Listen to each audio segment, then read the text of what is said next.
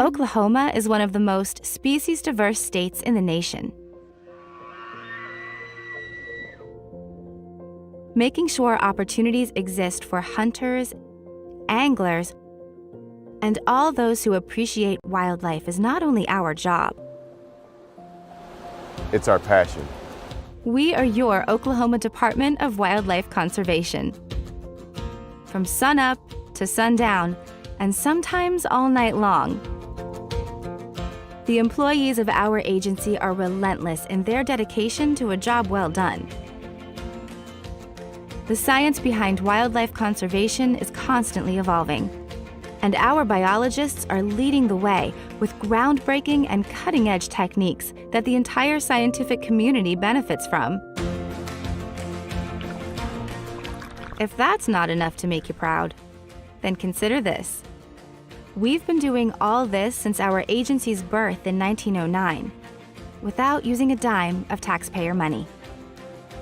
That's because the Wildlife Department is designed as a user-pay, user-benefit agency. It's sportsmen and wildlife enthusiasts who pay the bill for wildlife conservation in Oklahoma. Revenue from the sale of hunting and fishing licenses make up the majority of the agency's budget. There's also another unique way that outdoorsmen contribute financially. Each time someone buys a gun, ammunition, fishing equipment, or fuel for their boat, a small portion of the tax they pay at the register is used for wildlife conservation. But hunters and anglers don't just contribute financially. A long time ago, we recognized that sportsmen are our most effective management tool. Shaping regulations and making sure everyone complies to them has played a major role in bringing many species back from the brink of extinction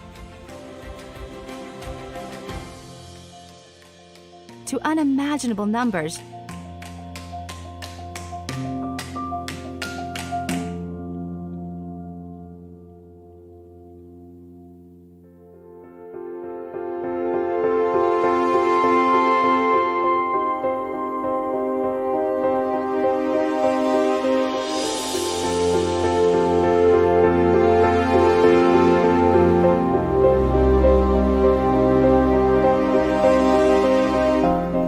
As much as the Oklahoma Department of Wildlife Conservation has accomplished, we are positive our agency's best days are yet to come.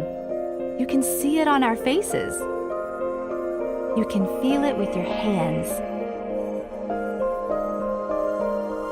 And you can hear it on the landscape.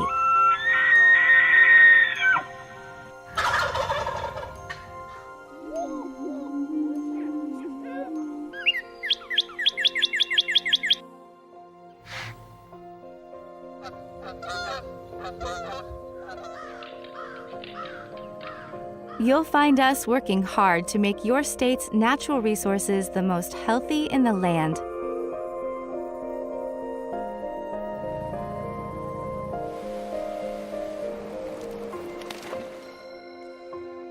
We are. We are. We are. We are your Oklahoma Department of Wildlife Conservation.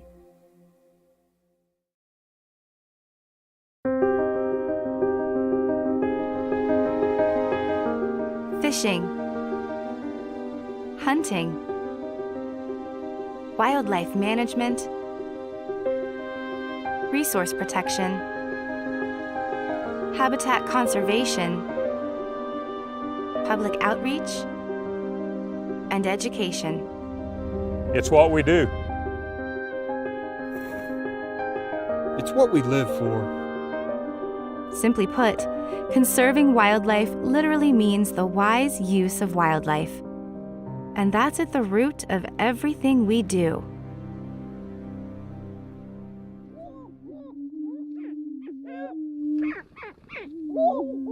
Oklahoma is one of the most species-diverse states in the nation. Making sure opportunities exist for hunters, anglers, and all those who appreciate wildlife is not only our job. It's our passion. We are your Oklahoma Department of Wildlife Conservation. From sunup to sundown, and sometimes all night long. The employees of our agency are relentless in their dedication to a job well done. The science behind wildlife conservation is constantly evolving, and our biologists are leading the way with groundbreaking and cutting-edge techniques that the entire scientific community benefits from. If that's not enough to make you proud, then consider this. We've been doing all this since our agency's birth in 1909, without using a dime of taxpayer money. That's because the Wildlife Department is designed as a user-pay, user-benefit agency. It's sportsmen and wildlife enthusiasts who pay the bill for wildlife conservation in Oklahoma. Revenue from the sale of hunting and fishing licenses make up the majority of the agency's budget. There's also another unique way that outdoorsmen contribute financially. Each time someone buys a gun, ammunition, fishing equipment, or fuel for their boat, a small portion of the tax they pay at the register is used for wildlife conservation. But hunters and anglers don't just contribute financially. A long time ago, we recognized that sportsmen are our most effective management tool. Shaping regulations and making sure everyone complies to them has played a major role in bringing many species back from the brink of extinction to unimaginable numbers.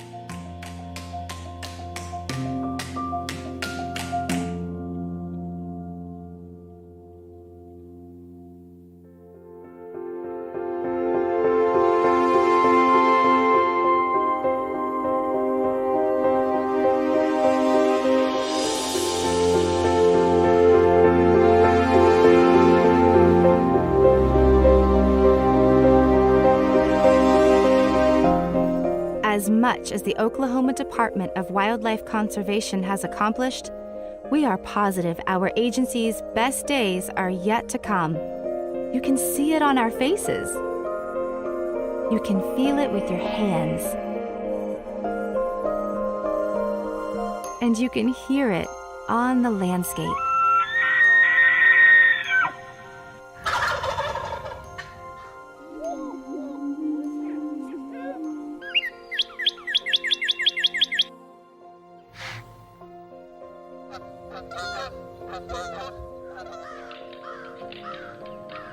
You'll find us working hard to make your state's natural resources the most healthy in the land.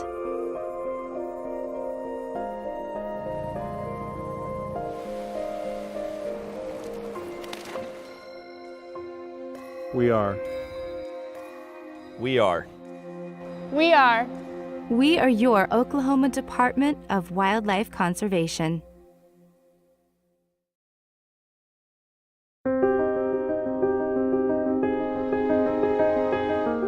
Fishing, hunting, wildlife management, resource protection, habitat conservation, public outreach, and education. It's what we do. It's what we live for. Simply put, conserving wildlife literally means the wise use of wildlife. And that's at the root of everything we do.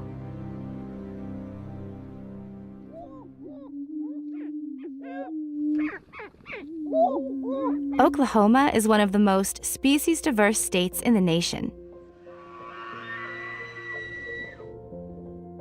Making sure opportunities exist for hunters, anglers, and all those who appreciate wildlife is not only our job. It's our passion. We are your Oklahoma Department of Wildlife Conservation.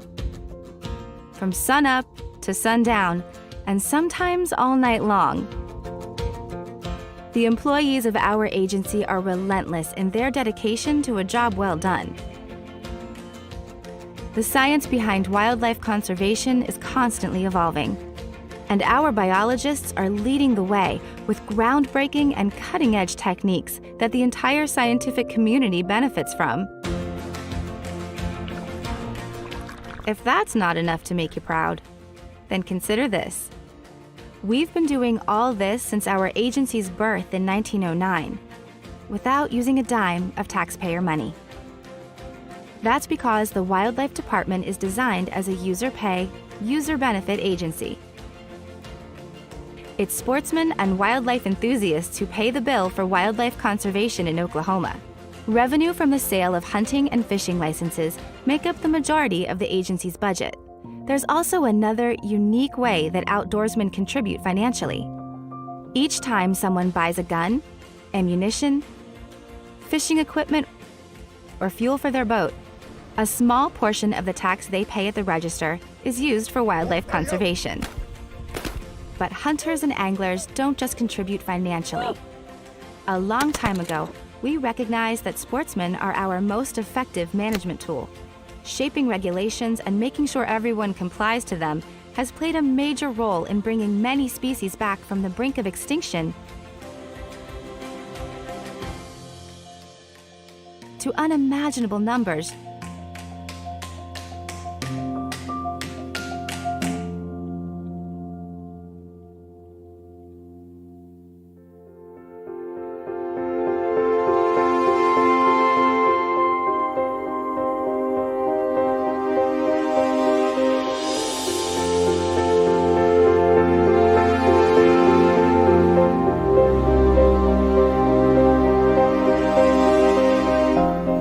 As much as the Oklahoma Department of Wildlife Conservation has accomplished, we are positive our agency's best days are yet to come.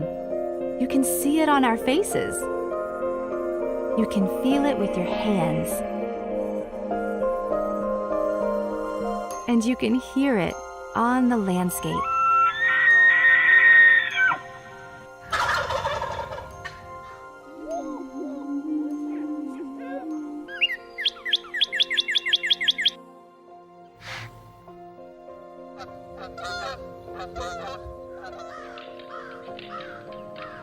You'll find us working hard to make your state's natural resources the most healthy in the land.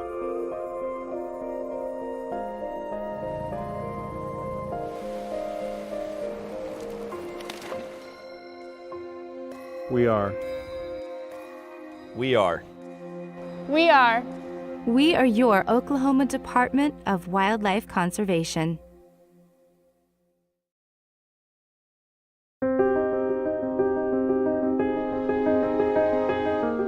Fishing, hunting,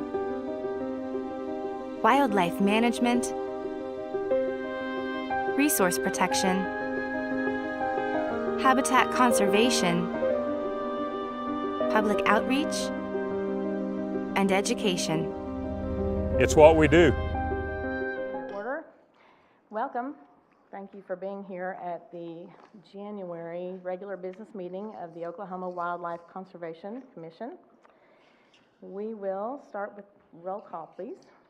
Commissioner Mabry. Here. Commissioner Deal. Here. Commissioner Barwick. Here. Commissioner Holder. Here. Commissioner Zelps. Here. Commissioner Dillingham. Here. Commissioner Payne.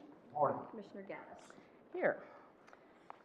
If you will, please stand for the invocation by Richard Snow, and please remain standing for the Pledge of Allegiance. Let us pray. Dear Heavenly Father, as we gather here today, we humbly bow before your presence. Grant us the wisdom to discern, the humility to accept, and the strength to follow the path you set before us. We seek your guidance as we embark on this meeting. May your light shine upon our decisions and our discussion align with your divine will. Amen. Amen. I pledge allegiance to the flag of the United States of America and to the republic for which it stands, one nation, under God, indivisible, with liberty and justice for all.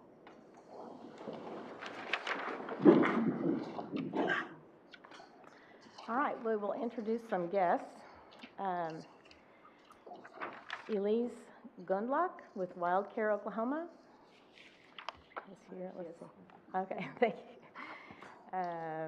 Randy Woodward with Youth Bow Fishing. Thank you, Randy. Stephen Whitney, EAA. Okay, thank you. Stephen Bannett, I'm not sure if I can pronounce that one. You'll have to try it. Okay. All right, with bow fishermen. Peter Gregoire, okay. Bow Fishing Association of America, thank you. OD Curry, Oklahoma Hunting and Anglers Association. Rick Grunman, of course, with the foundation, the Wildlife Conservation Foundation. Dustin Staton with Youth Bow Hunters, thank you. And Carol Brewster with Oklahoma White Deer Association of Oklahoma. There she is. And J.C. Staton with Youth Worlds. J.C.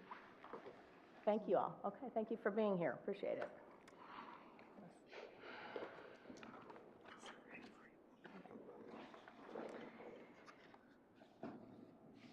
All right, item 6, we have some awards to present. Director Free, please. Okay, I get to introduce Charles Cowell for 35 years of service, and that is a long time. That's a lifetime. Charles is currently our data analyst programmer. He hired on 12/20 of 1988. That was a long time ago, a lifetime ago. 12/20/1988, he hired on as the data entry operator. Since he's hired on, he's had a couple changes. 10/1 of 2000, he was a data analyst technician. 9/18 of 2006, he became the data analyst programmer, where he has served faithfully since that time. Some interesting info. I've got one of his office mates here, Drew. You want to stand? Drew is not his immediate supervisor. They both report to Amanda, but Drew works with him daily and kind of coordinates things downstairs in that shop, and you see these guys buzzing around the office a lot. If it's anything technical, IT, they're the guys that keep us up and running. It's stuff that we don't know how to do and in most cases don't want to do. So Drew, Charles, good teamwork there. Couple notes about Charles. First and foremost, he's a devout Christian who loves his family.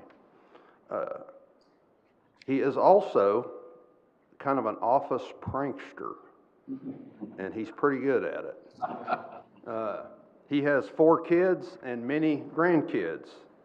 He started here doing data entry, but he taught himself to code and move from claims into IT. He rewrote the internet back in the early 2010s, and he took over as the security system admin once we moved to the new building. I did not know this. I will quit messing with Charles like I like to do. He obtained his black belt in Taekwondo. So for those of you that mess with Charles, you might look out. I did not know that. He claims that after he's through with ODWC, he's going to work on a remodel of his home, maybe sell it, buy a bigger home, and have more room for all the grandkids. He also is interested in working part-time as a travel agent for the deaf. That's pretty cool. And not in my notes, Charles harvested his first deer this year. So thanks to Todd Craighead and company, it looked like, and from the stories I've heard, was quite an experience. So now he is a seasoned deer hunter. So good job, Charles, on taking your first deer. And if you want to come up here, I will give you your pen and recognize you, and Charles can address the crowd if he would like. Yeah, please.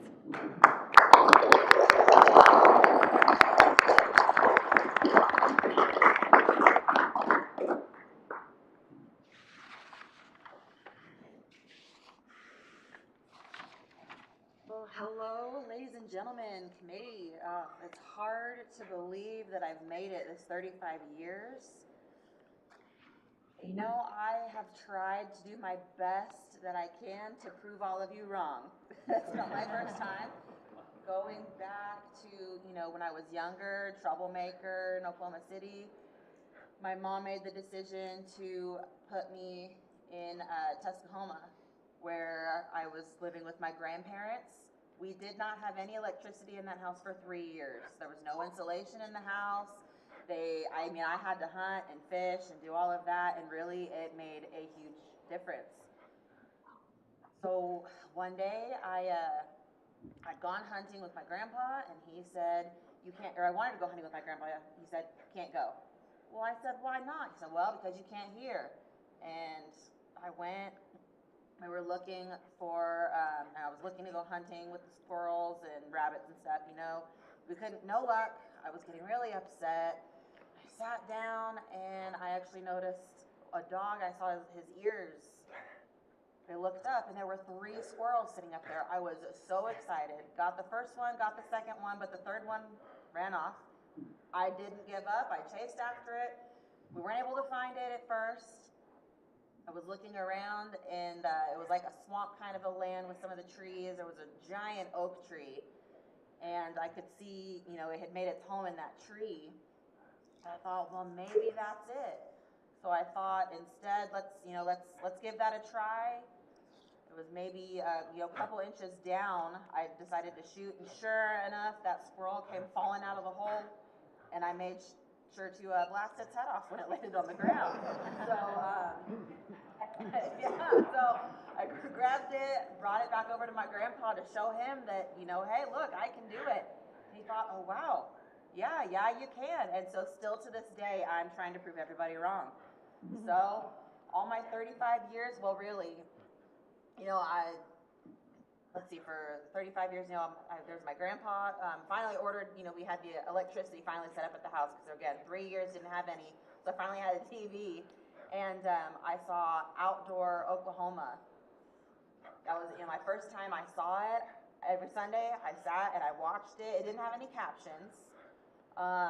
But then once I graduated high school, we were able to get some captions on there, and so I was able to read along and see that. So then later, Todd asked if I wanted to go hunting. I was so excited, and I learned, some of his teachings, some of the basic, things to do, not being quiet. And finally, I was able to get my own deer.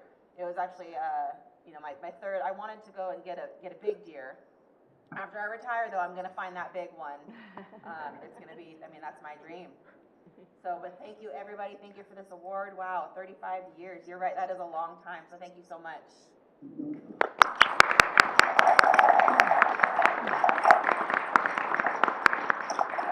And thank you, Charles, for your 35 years. So I want to add, Charles, that's like the best tenure presentation I've ever heard anyone give. Good job. Thank you.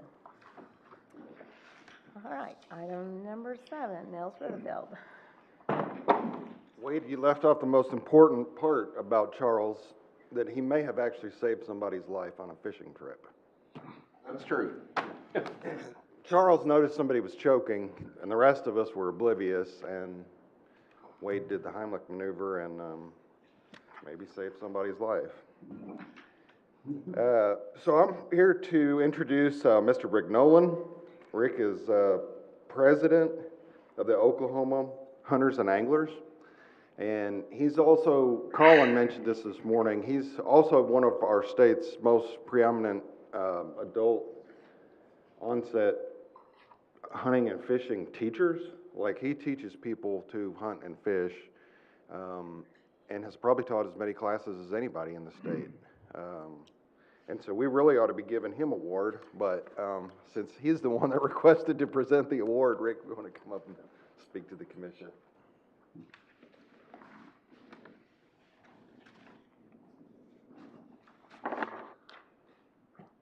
Thank you.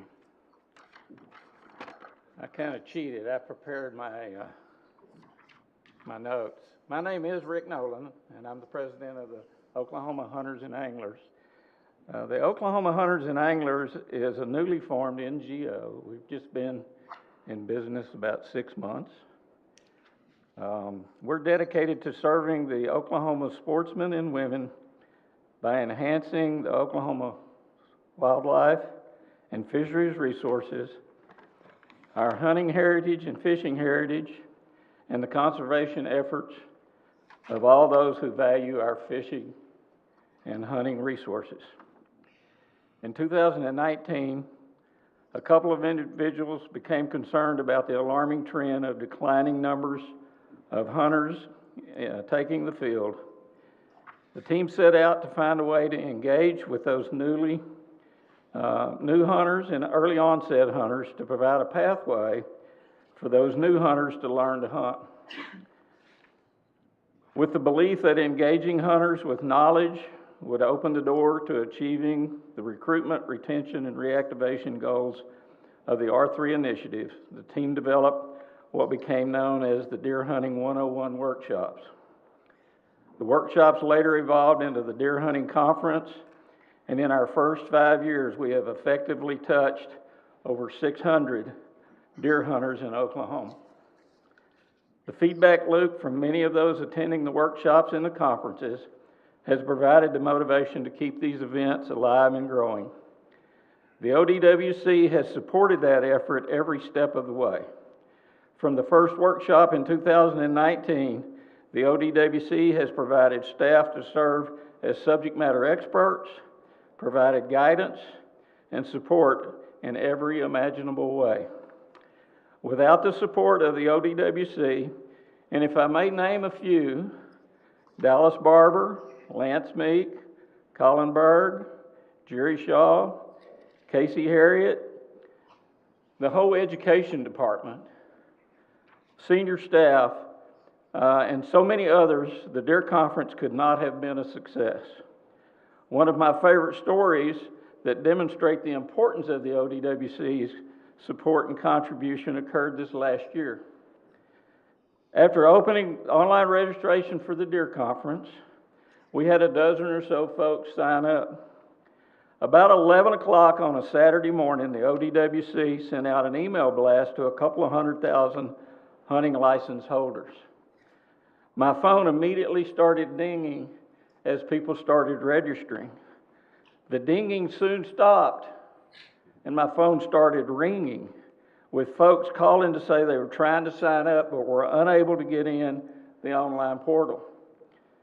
To make a long story short, the email blast had created so much interest in the conference that GoDaddy thought it was getting hacked and shut it down. The 2023 Deer Conference sold out in less than 10 days.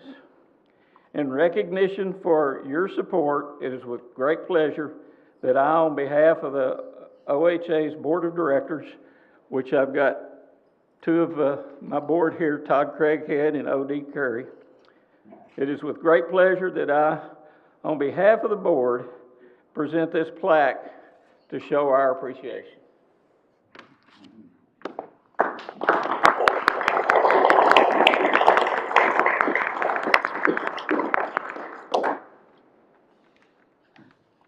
Very nice. Wade, would you like to be in the board? Yeah, Wade. Yeah, y'all come on.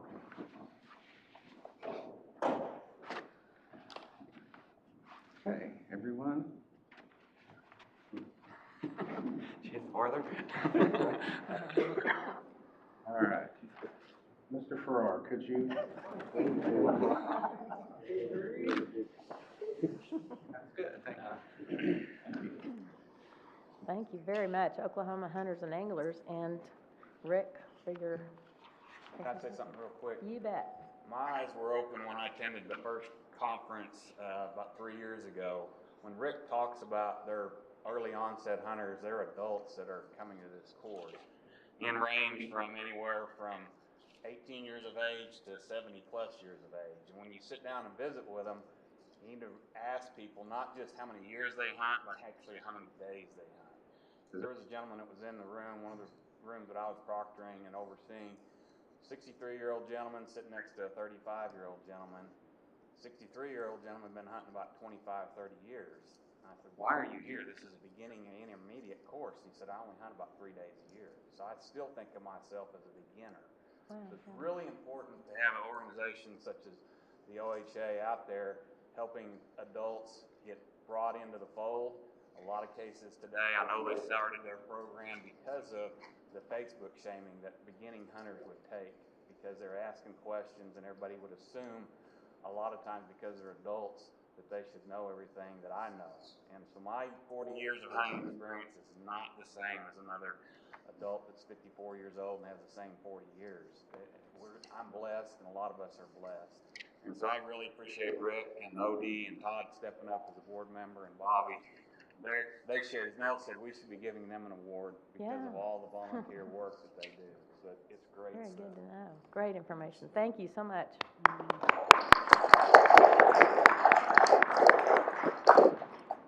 All right, next item 8, consideration to vote to approve, amend, reject, or take other action on the minutes from the previous meeting on December 4th.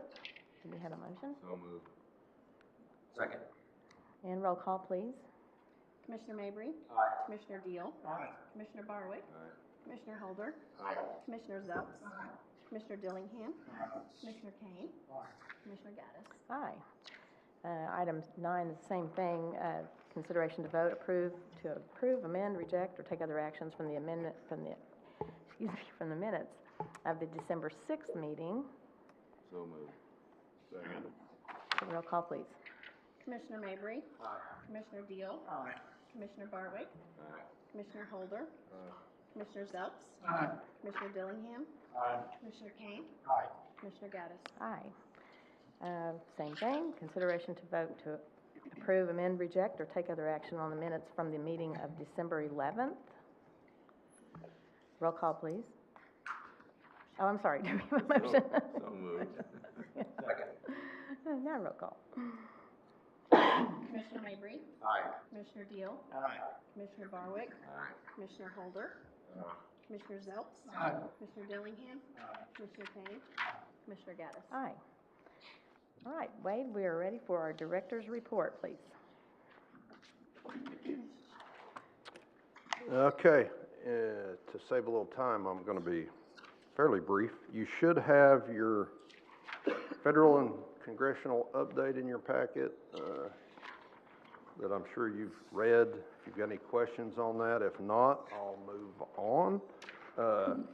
Not a lot to report on Oklahoma legislative update other than session begins on the 5th, and we'll be having a reception here for legislators that evening.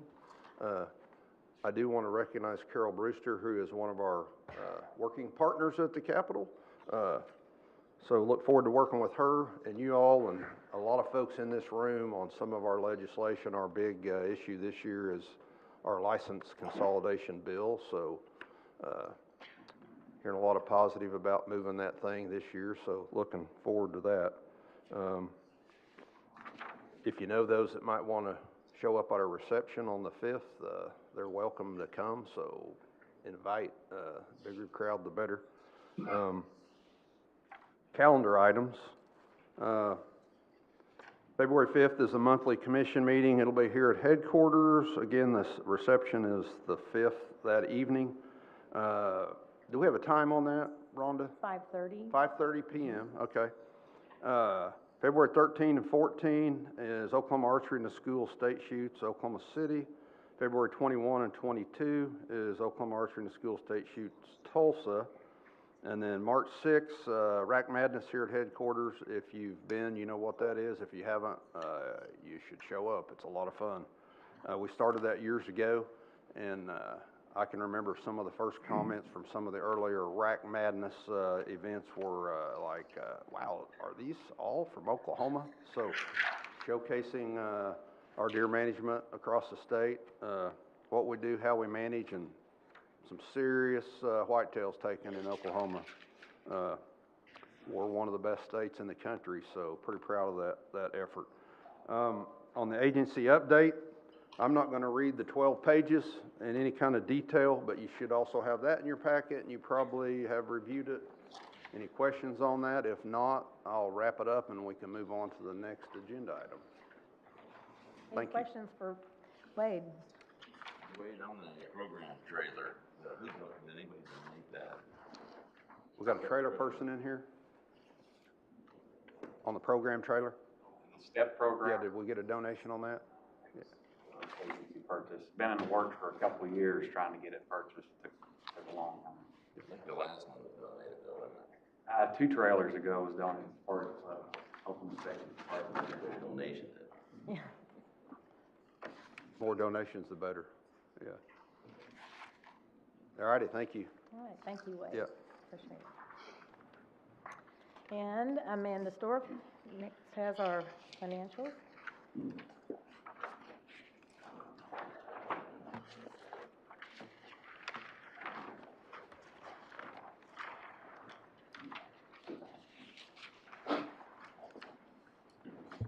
Good morning.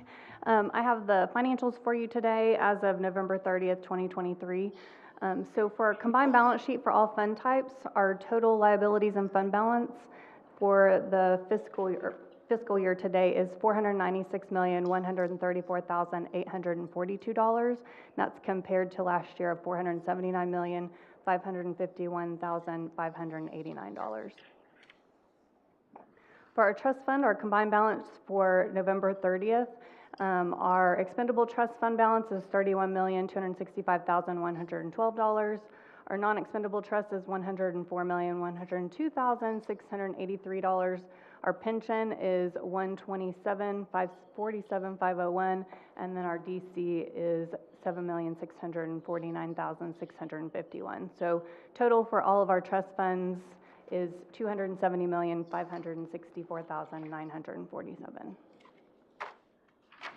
Our combined statement of revenue, expenditures, and changes in fund balance for the month as of November 30th, 2023 is $55,553,950, and that's an 11.61% increase over last year.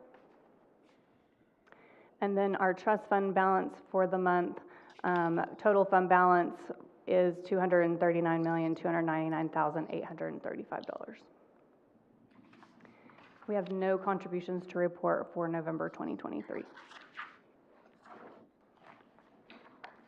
Any questions for Amanda regarding the financials?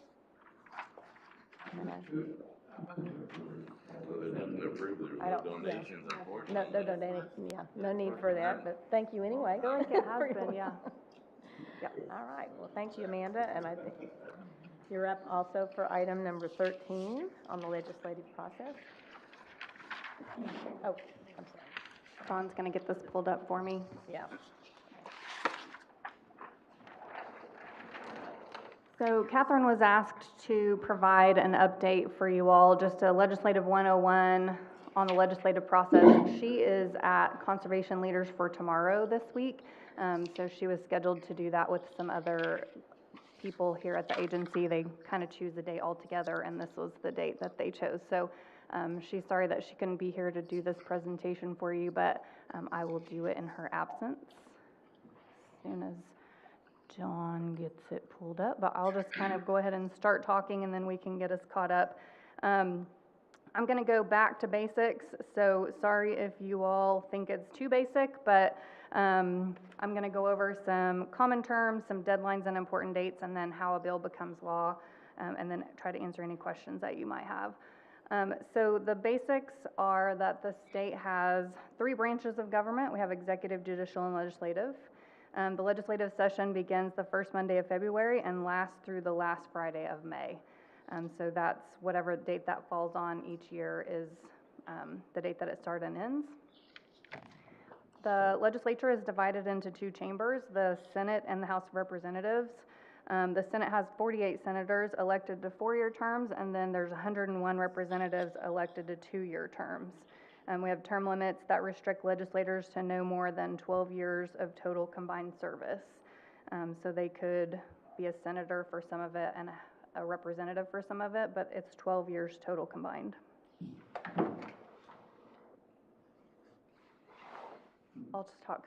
I will talk slower so you can see my pretty graphics.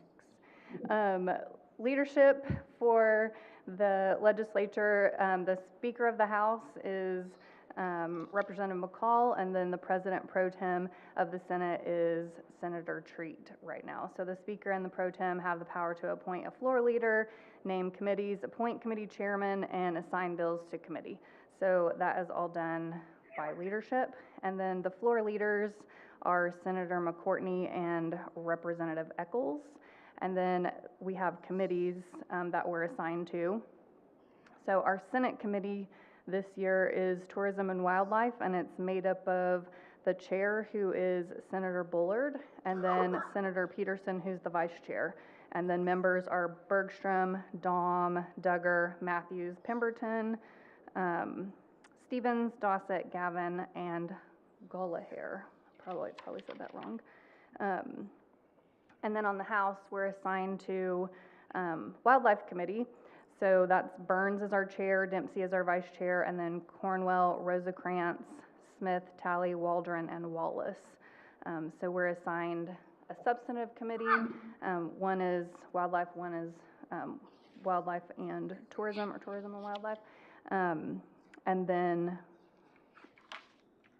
that's where we get our bills assigned, and then we will go in front of those committees and talk about our bills.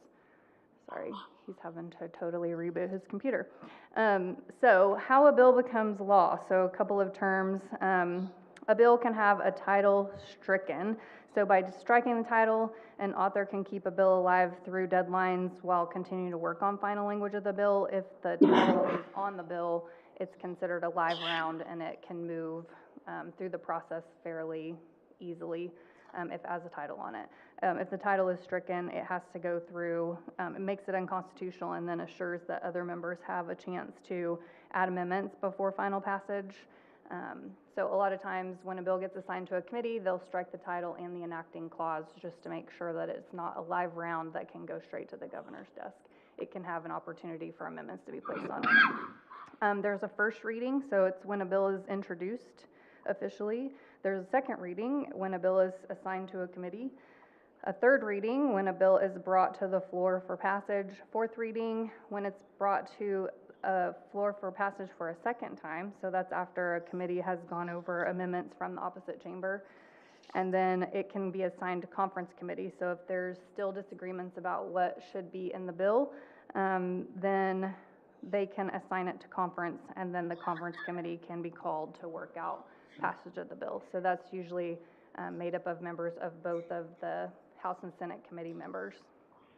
Amy. Sorry, I'm still talking fast, but, oh. Some language they speak in Texas. Yeah. Not what mine looks like, but yeah. Wow. Okay, well, I'll just tell you what's on the slide then, because, okay. I guess it doesn't like the font. It doesn't look like that. Okay, so, Senate, House. That's what we just went over. Okay, so deadlines for bills. Right now, I'm not going to read to you all these deadlines, but you can kind of see the amount of attention we have to pay to where a bill is at in the process because of all these deadlines. So a couple of ones that I'll just point out. July 1st, our fiscal year budget is submitted. That's legislative deadline every year. So that's after you all approve our budgets. Usually in the May or June meeting, we submit a whole entire package to OMES to get that entered into PeopleSoft. On October 1st every year, we turn in our budget request and strategic plan. So the strategic plan gets submitted every other year.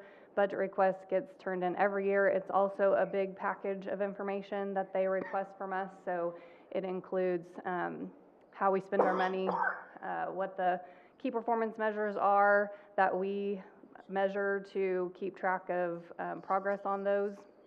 And that is required of us whether or not we have a budget request to the legislature every October 1st. We do interim studies, all interim, basically. They can call them in the summer, call them in the winter, but those are all of the hearings. We do select agency hearings with our committees, even if we aren't requesting money. They want to hear what we're working on and how we're spending our money. So there's deadlines for requesting just shell bills. There's requests for language to be put in those bills. The agency must register our liaisons and other staff that are required to educate the legislature on legislation. That's deadline is December 15th. And then every month thereafter, so January through June, we're required to do monthly reports to the Ethics Commission about activity that we've had with the legislature. And then first day of session, as we discussed, is February 5th. That's also the State of the State address.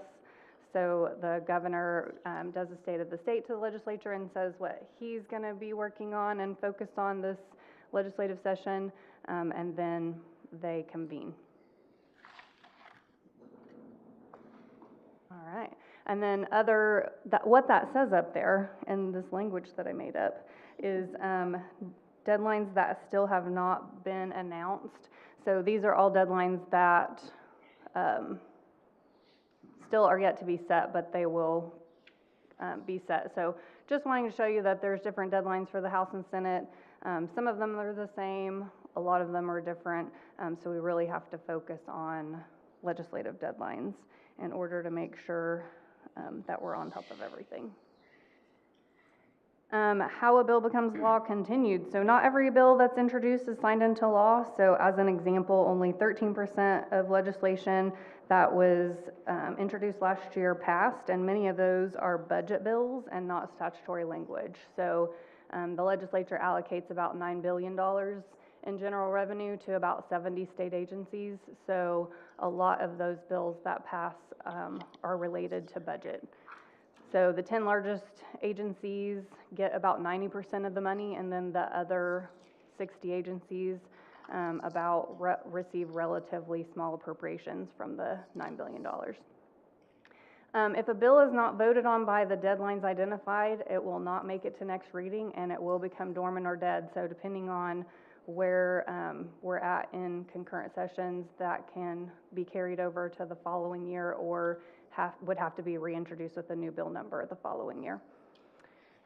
Legislatures cannot obligate future legislatures, so they pick up issues every single year because one legislature can't hold accountable a future legislature.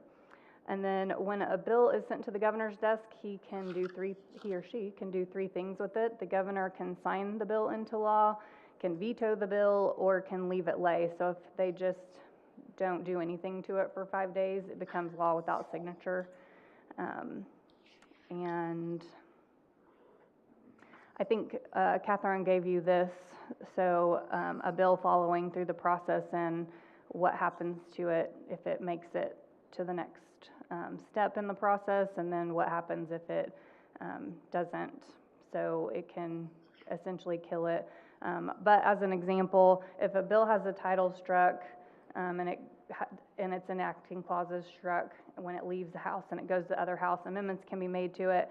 Still has to go to back to the originating House, has to go through committee again, has to be heard again on the floor. They don't just vote on it once in each place and then it goes to the governor. There's lots of nuances where a bill has to become a law.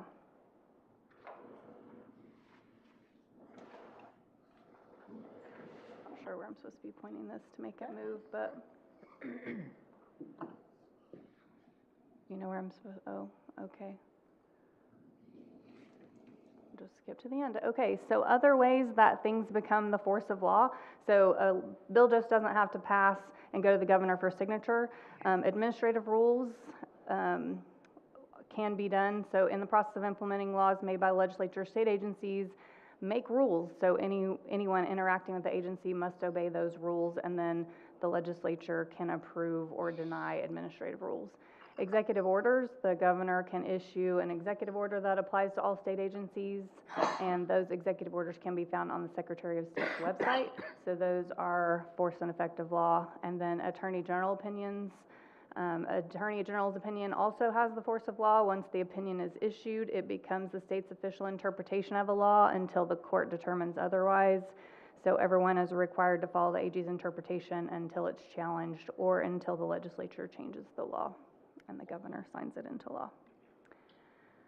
So that was just basics. Happy to answer any questions. I won't have answers to any questions about specific conversations that have been had because I haven't been the one over at the Capitol in the last few sessions, but I'm happy to answer any questions about the process. Do we have any questions for Amanda during this process? Amanda, could you send that to us since we didn't get to see it? Thank you. Yes, because I want you to see my pretty graphics and the language, yeah. Oh, yeah, because that says not that. It's real interesting. Legislative process, it's a new thing we're trying. Wow, yeah. Yeah, brain stimulation. Thank you, Amanda, for that information. So, brings us to item 14. Again, Ann, Amanda, we have a consideration and a vote to approve, amend, reject, or take other action on the department's vehicle policy, which you'll find in your packet.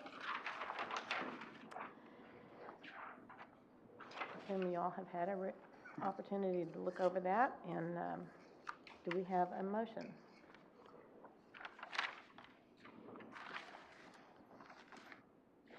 Chairwoman Gaddis, committee met on this and has reviewed. The purpose of these changes was just to keep up with our practice and to amend as appropriate. And coming from committee, I recommend approval. Second. Any further discussion or questions?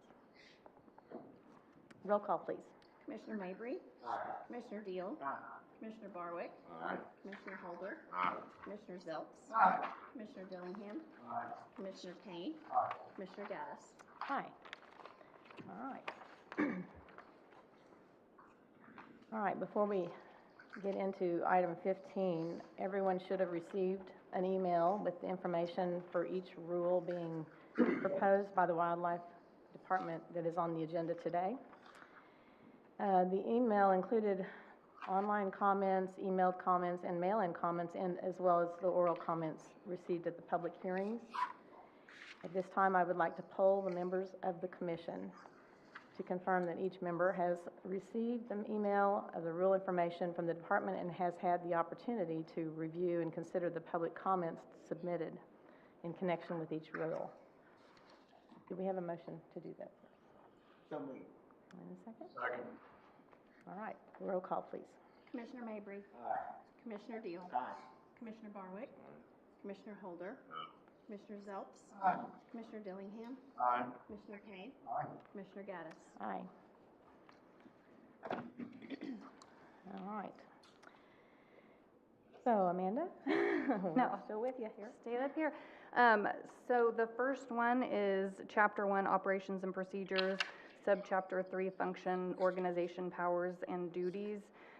So the commission is created in the Constitution in Article 26, and one of the powers, authorities, and duties is to set forth the agency's vehicle policy. So pursuant to 29 OS Section 3-193, the commission has adopted and approved the department's vehicle use policy, which is set forth in the ODWC employee handbook.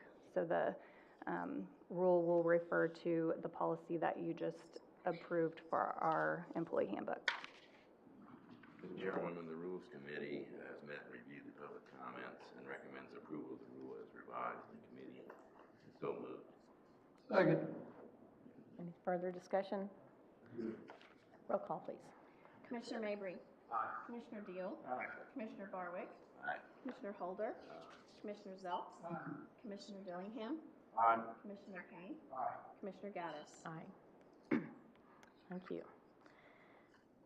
All right, next item. We do have 4 guests. You can come on up, Ken. We do have 4 guests that I'm not sure if this is, I guess this would be the time that we have to allow a few minutes per the 4 that wish to speak in pertaining to the next rule. I have, now, what we thought we'd do is 5 minutes per guest.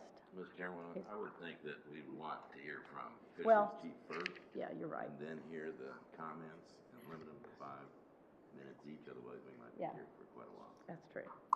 We'll do that. Ken, we'll start with you, and then, yeah. And we'll- then give them an opportunity to Sure. comment. Okay, that's fine. So good morning, Chairwoman Gaddis and other commissioners.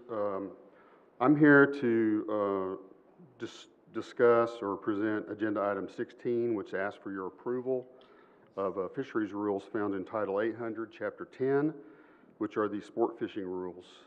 These rules are found in subchapters 1, 3, and 5 related to harvest and possession limits, methods of take, and area restrictions. We've got a total of 7 proposals to present to you today. I'll just go through them one by one and give you just a little bit of a background on each one of those. I guess I start out by saying that these rule proposals are primarily designed to give fishery staff the ability to better manage native non-game species. Historically, the management of native non-game species has been lacking. There's currently a nationwide interest in native non-game species, and so there's a push to better manage them, to collect data about these species, and again, better manage them.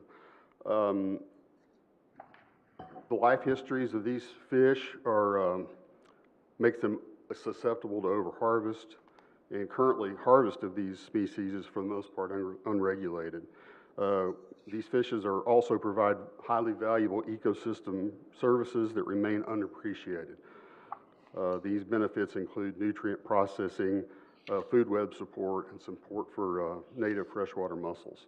So kind of concurrently with that, we've also noted through several of our human dimension surveys in Oklahoma that there's a growing interest in bow fishing. Bow fishing participation has doubled over the from 2018 to 2020, which was when we did our 2 social dimension surveys.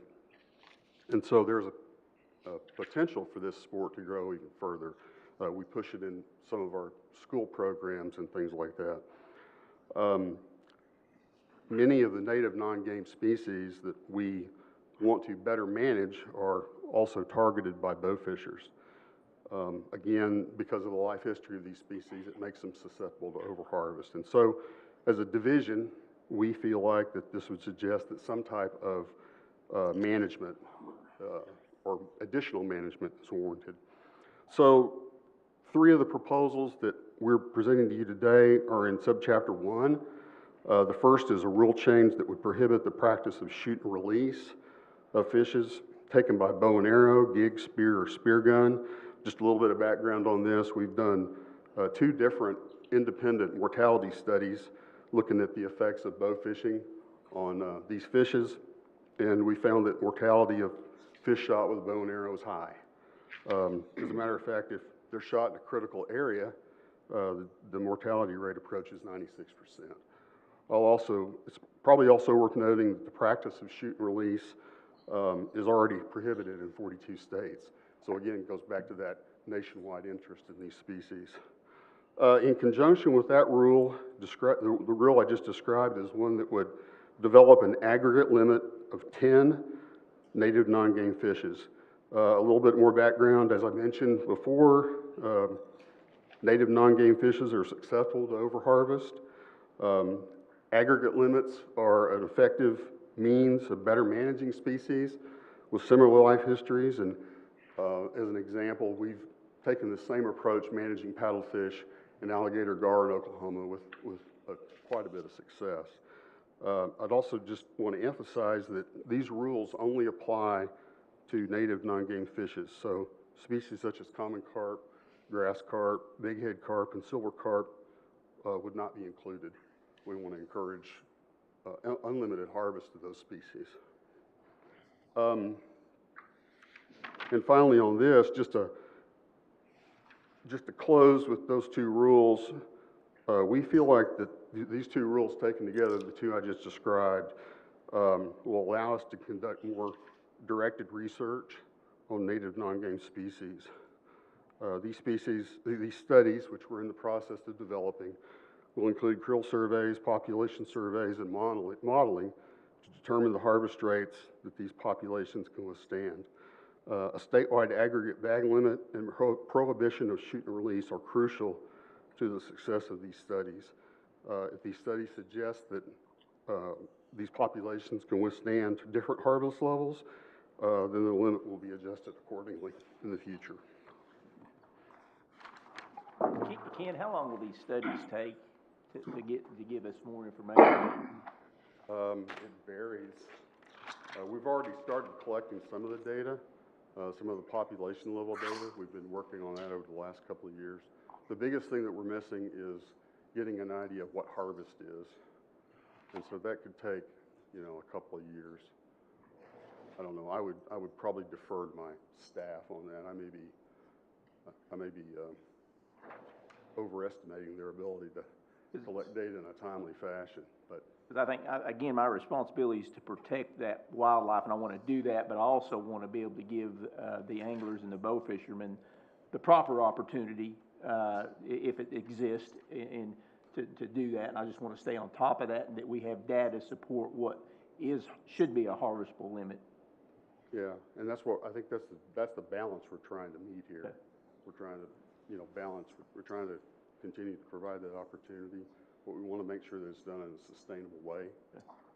So that's kind of what we're shooting for. Thank you. Kent, another question. Do we know specifically what effect this might have on other game fish? I mean, if the number of these non-native fish increases drastically, what effect it may have on, say, bass or other sport fish?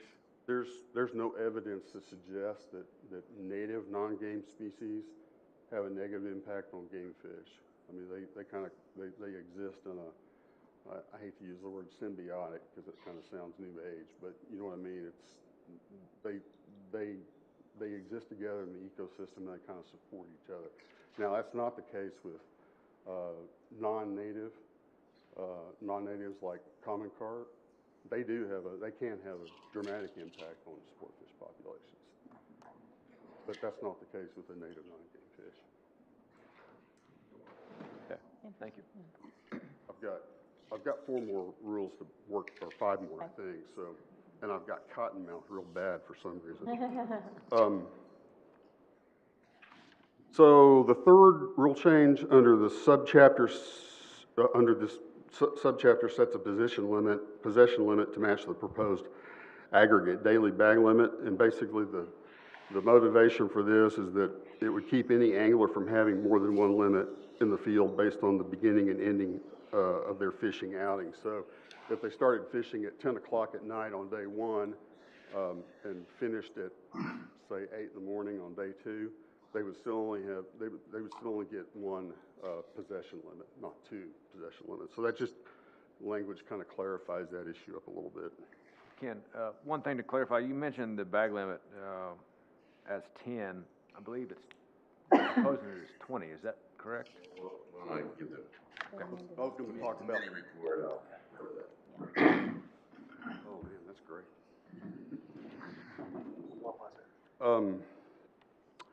All right, so that takes care of the subchapter 1 proposals. Next are 2 proposals in subchapter 3. The first of these rule changes is to better define what qualifies as bow fishing equipment. So basically, commercially manufactured bow fishing arrows typically have 1 point and 2 barbs, and a line is required to retrieve the fish. These changes just basically guarantee that that shot fish are retrieved. So it would keep somebody from using an arrow that wouldn't penetrate the fish to the point where you could retrieve it, or just shooting fish without any intention of reeling them in. And then the second rule change is more of a housekeeping measure.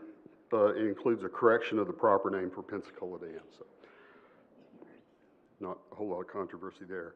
And then the final 2 rule change proposals are found under subchapter 5. The first one adds a 6-inch size qualification to take possession or transport of non-game fish, excluding shad. And the purpose of this change is to differentiate native non-game fishes subject to the aggregate limit, the proposed aggregate limit, from those non-game fishes commonly used as bait. And then finally, the last rule change proposal provides some additional guidance on proper disposal of fish remains, and fish carcasses. Basically, the requirement to perforate any cavity or organ providing buoyancy will help ensure that the carcass sinks and isn't floating around on the surface of the water. So that's it for the rule change proposals. I guess I'll just make a couple of quick observations regarding the public comments. I mean, you all got all of those. You probably noticed that there was quite a few of them. We had about 2,170 individual online comments, 29 comments at the public hearing, and 13 letters from various tribal governments, sportsmen's groups, and natural resource organizations.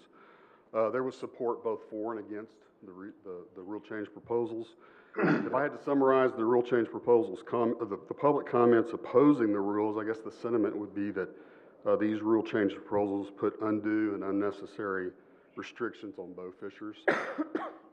There was also a concern expressed by the Cherokee Nation that the 10-fish aggregate limit would have a negative impact on gigging within the tribal boundaries. To summarize the support for the rules, there was, again, quite a bit of support for the rules. The overall sentiment was that native non-game fishes are important, they have value, and that they deserve to be better managed. There was also support from a diverse group a diverse group of constituents, including other anglers, angler groups, conservation organizations, and tribal governments. So that kind of summarizes the public comments. I guess I'll just finish by recommending that, based on public comments and further fisheries division input, that these rule changes proposals be adopted, pending any review recommendations about the commission. I do believe that, as Commissioner Barwick mentioned, at our January 3rd meeting, he may have some revisions to the proposed rule changes. And, Mr. Chairman, I'd like to give our committee report and recommendation. As Ken said, there were a lot of comments, 261 pages from people in 34 states. I'm not sure how we got national recognition on our fish rules, but I'm sorry. I said we had 261 pages of public comments, online public comments, with people living in 34 different states. I'm not sure how we got nationwide recognition on our fish rules, but I think you mentioned that these kind of things are getting more popular, right, Ken? Yeah, there's a push in I'm not going to say all 50 states, but many states to like I said, better manage native non-game fish populations. And so there's a variety of states. I interact with fish chiefs, on a monthly basis, and I know of at least 2 or 3 other states that are looking at implementing some type of regulation on native non-game species. So it definitely is a nationwide movement. Well, the Rules Committee met with department staff and had some lively discussions. Considering the controversial nature of the proposed rule on the bag limit on non-native or native non-game fish, which only applies to bow fishers, I think there was some confusion on the rule that went out to the public, and then the rule that we discussed in September. It was all methods of take, but we've narrowed that down to just bow fishermen. Isn't that right, Ken? I do, yes. So that would kind of diffuse any concern on gigging, because there would be no bag limit on gigging. We're just talking about bow fisher. And because of that, I think we might want to take that particular rule on the bag limit and vote on that separately. And the other ones, like on the disposal of fish and things like that, we recommended that those be approved as presented, because it would allow the department to gather more data and that kind of things. One other thing we discussed is increasing the bag limit for bow fishermen to 20 per day, which hopefully would give them a better look at what their harvesting, and if they get close to the limit, start concentrating more on carp. One of the things that we discussed in the committee meeting was target identification, and that's why I'd like to hear from some of the folks that are here today and get their perspective on that, because I did my share of bow fishing when I was younger, and I had better eyesight then. And target identification gets a little more difficult as you get older. So, and you have a split second sometimes to make that decision to shoot or not. So, I'd like to hear from you folks. So, right now, I'd like to hear from all those people. Commissioner Barwick, wasn't there we also had a slight revision on the boat fishing equipment? Yes, we just clarified that. Yeah. Further clarification. Yeah, I mean, it didn't really change anything, it just clarified it. And I think there was some arrow additions. In other words, make sure the points have 2 barbs on them, things like that. And that ties in with the catch and release that we're not gonna allow anymore, so. If it's approved, so I would like to hear from. Yeah. Chair, I'd move to authorize public comment on agenda item 16. Okay, so we will hear from the 4. You're going to want them to come up here. Yes, please. I would like to, one at a time. I assume that all 4 of you want to speak about this. Again, we would like to limit to 5 minutes just for practicality, so. And you are? Peter Gregor. Peter? Chair, I do think we need to vote to authorize public comment. Sure. I'll second the motion. Okay, so sorry, yep. So we have that motion and second, okay, roll call, please. Commissioner Mabry? Aye. Commissioner Deal? Aye. Commissioner Barwick? Aye. Commissioner Holder? Commissioner Zelps? Commissioner Dillingham? Commissioner Kane? Commissioner Gaddis? Aye. So Peter, we will let you have a few minutes. Hi, good morning, everyone. My name is Peter Gregoire. I am the president of the Bow Fishing Association of America. I want to thank the commission for the opportunity to speak to you this morning in regards to these proposed regulations. I represent an organization that has over 10,000 members nationwide, and the point that was made about the popularity of bow fishing growing is accurate. We are a growing sport, but we are the stewards of our sport, and we work very closely with agencies across the country to make sure that we are protecting our resources where appropriate. When a species becomes popular, that's what makes it valuable. So when you have white-tailed deer that are heavily sought, when you have largemouth bass that are heavily sought, it's very important to study the population dynamics associated with those species so that you're aware of when those populations may start to decline because of the public popularity. Now, when it comes to native non-game species, the popularity is solely within the purview of the bow fishers and the giggers. Nobody else is essentially utilizing these resources nationwide. So we are the stewards of the resource, and we're very interested in protecting it. But with that said, we are very adamant that the studies do not exist to support the regulations as they're being proposed today, because anecdotally, when we're on the water, we're seeing incredible amounts of fish. And we're not necessarily taking incredible amounts of fish out of the water, but the fish are there. So the resource is strong, it's thriving, and I think that the population studies, when they are actually enacted, are going to show that they're extremely prevalent and they're extremely populous in Oklahoma's water bodies. So I think it's important that you put the horse before the cart and you establish the population dynamics associated with these native non-game species before you institute a limit on these fish, which at this point is relatively unnecessary, because you can conduct those population studies and still allow the bow fishers to have the limits, the current unrestricted access that they have that makes the sport so unique and so enjoyable. And it's when we talk, you know, I heard from, you know, the Department of Fisheries here. He had indicated that, you know, there are other states that are considering native non-game restrictions and whatnot. He talked about the idea that these fish have, you know, very interesting life histories and whatnot. I'll be honest with you, some of the studies that they're pointing to are not related to the Oklahoma ecosystem. You know, if you look at a big-mouth buffalo, which is not heavily prevalent in Oklahoma, and you talk about the big-mouth buffalo in Minnesota as having the potential of, you know, having a population being impacted, that's not apples to apples, because we predominantly have smallmouth buffalo here in Oklahoma. They are all over the place. It's one of the highest things that you'll see when you're on Grand Lake of the Cherokees or Fort Gibson. These fish are everywhere. So it's very important that, you know, you take into consideration that the studies that are being conducted nationwide don't necessarily apply to Oklahoma, and you should be focusing on what these studies mean in Oklahoma and what it means to Oklahoma bow fishers, because you're going to hear from other constituents here that it's going to have a severe impact if you limit in the way that you're trying to limit. 10 fish it's draconian. I mean, we don't have these limits in any other state that I'm aware of on these types of species.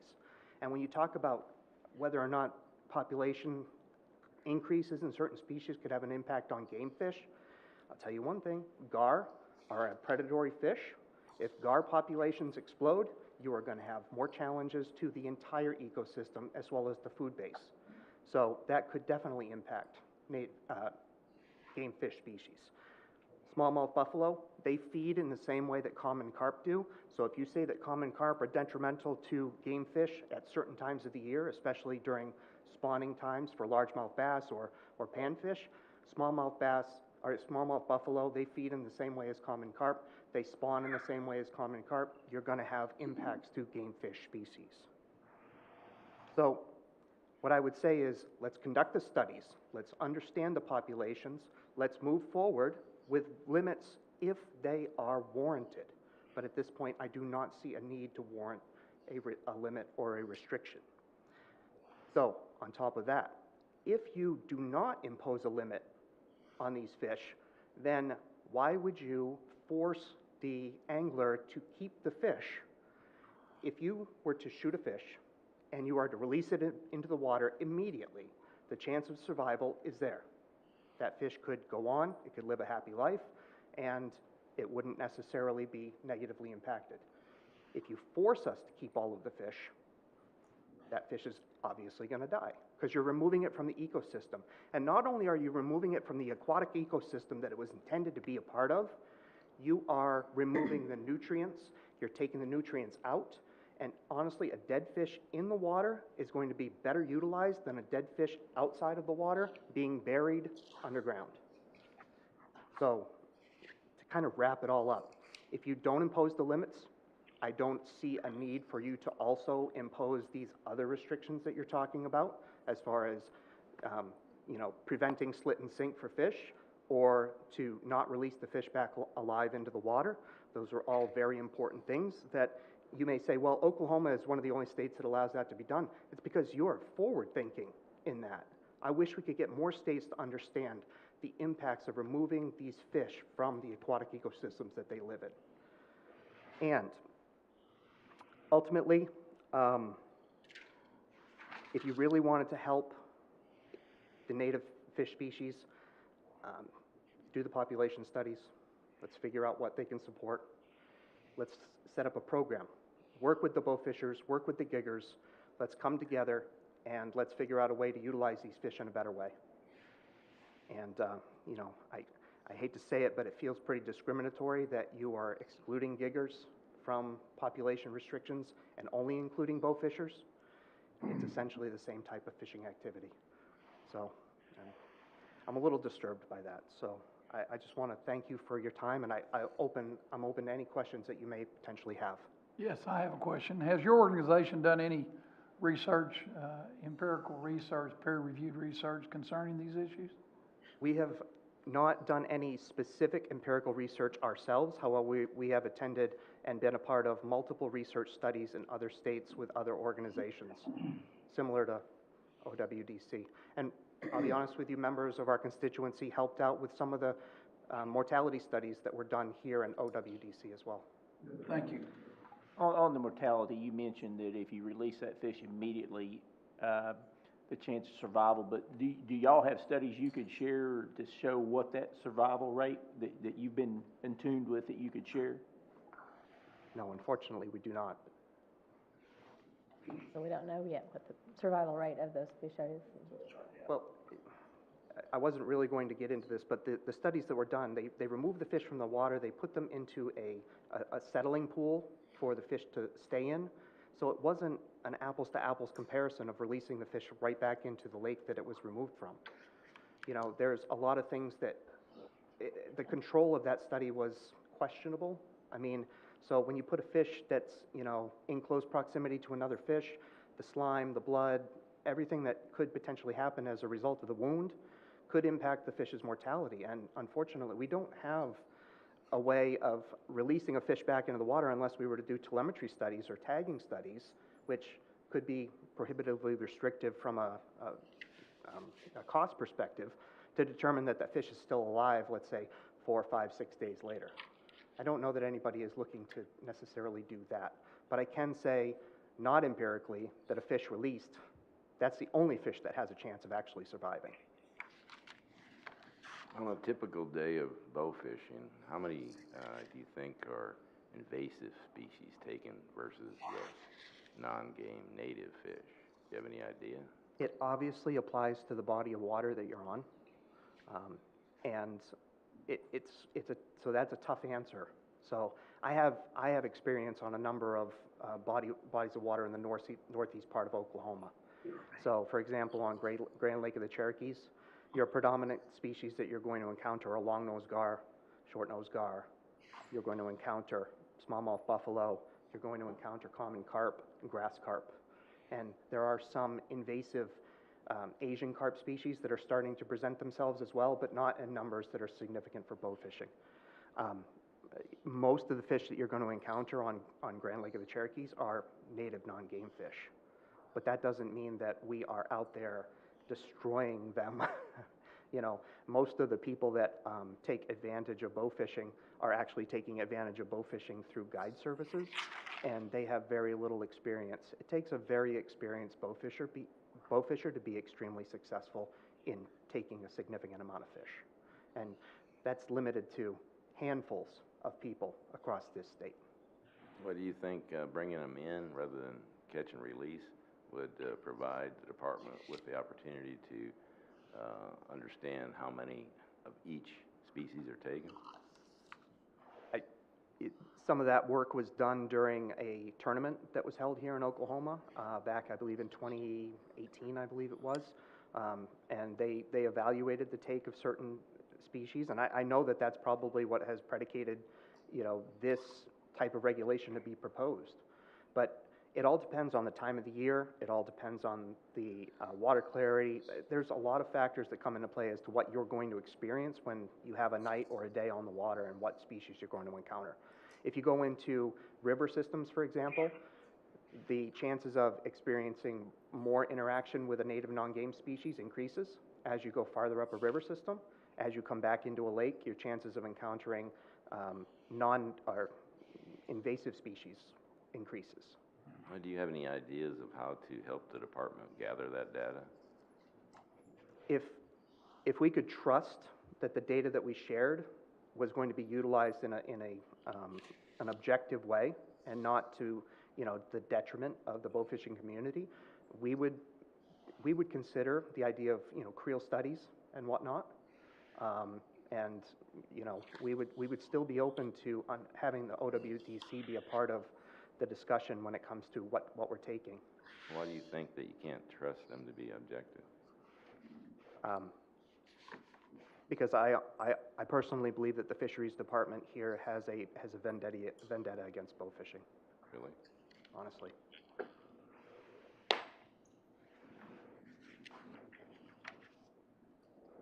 Ken, I have a question. Didn't we do a survey that where our bow fishermen reported how many fish they were taking? It seemed like we reviewed something like that. Yeah, we did a it was one of our human dimension surveys, and they reported the number of fish that they harvested or shot. You remember what those numbers were? I know that, I think 87%, hope I get this right, 87%, or only 13% of bow fishermen harvested more than 10 fish. So the people that replied to the survey, the vast majority took 10 or less. Yes. Thank you. Other questions? In response to that, I would just like to say that just because the numbers seem to work, that they fit into that box, as a bow fisherman, the greatest experience that you can have is to have the best night that you've ever had. And maybe that's taking 20 fish, maybe that's taking 30 fish, setting a new personal limit or personal best that you can brag to your friends about because they appreciate how much time and effort it takes to be successful in that way. And you're going to limit that for anybody that's coming to Oklahoma. They are not going to be able to share and express that exuberation that they have for the sport. It's going to taint the sport in this state. Is there any bag limit you think might be appropriate at this time?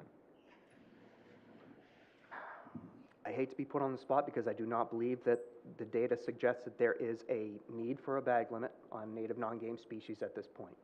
But if you were to establish a limit that focuses on an individual species, and if you were to increase that limit to say, I don't know, 20 to 30 fish per species, that may be far more acceptable than what you're suggesting here as 10 fish in the aggregate, which means that if I shoot 5 smallmouth buffalo and I shoot 3 long-nosed gar and I shoot 2 more long-nosed gar on top of that, I've hit my limit for the night.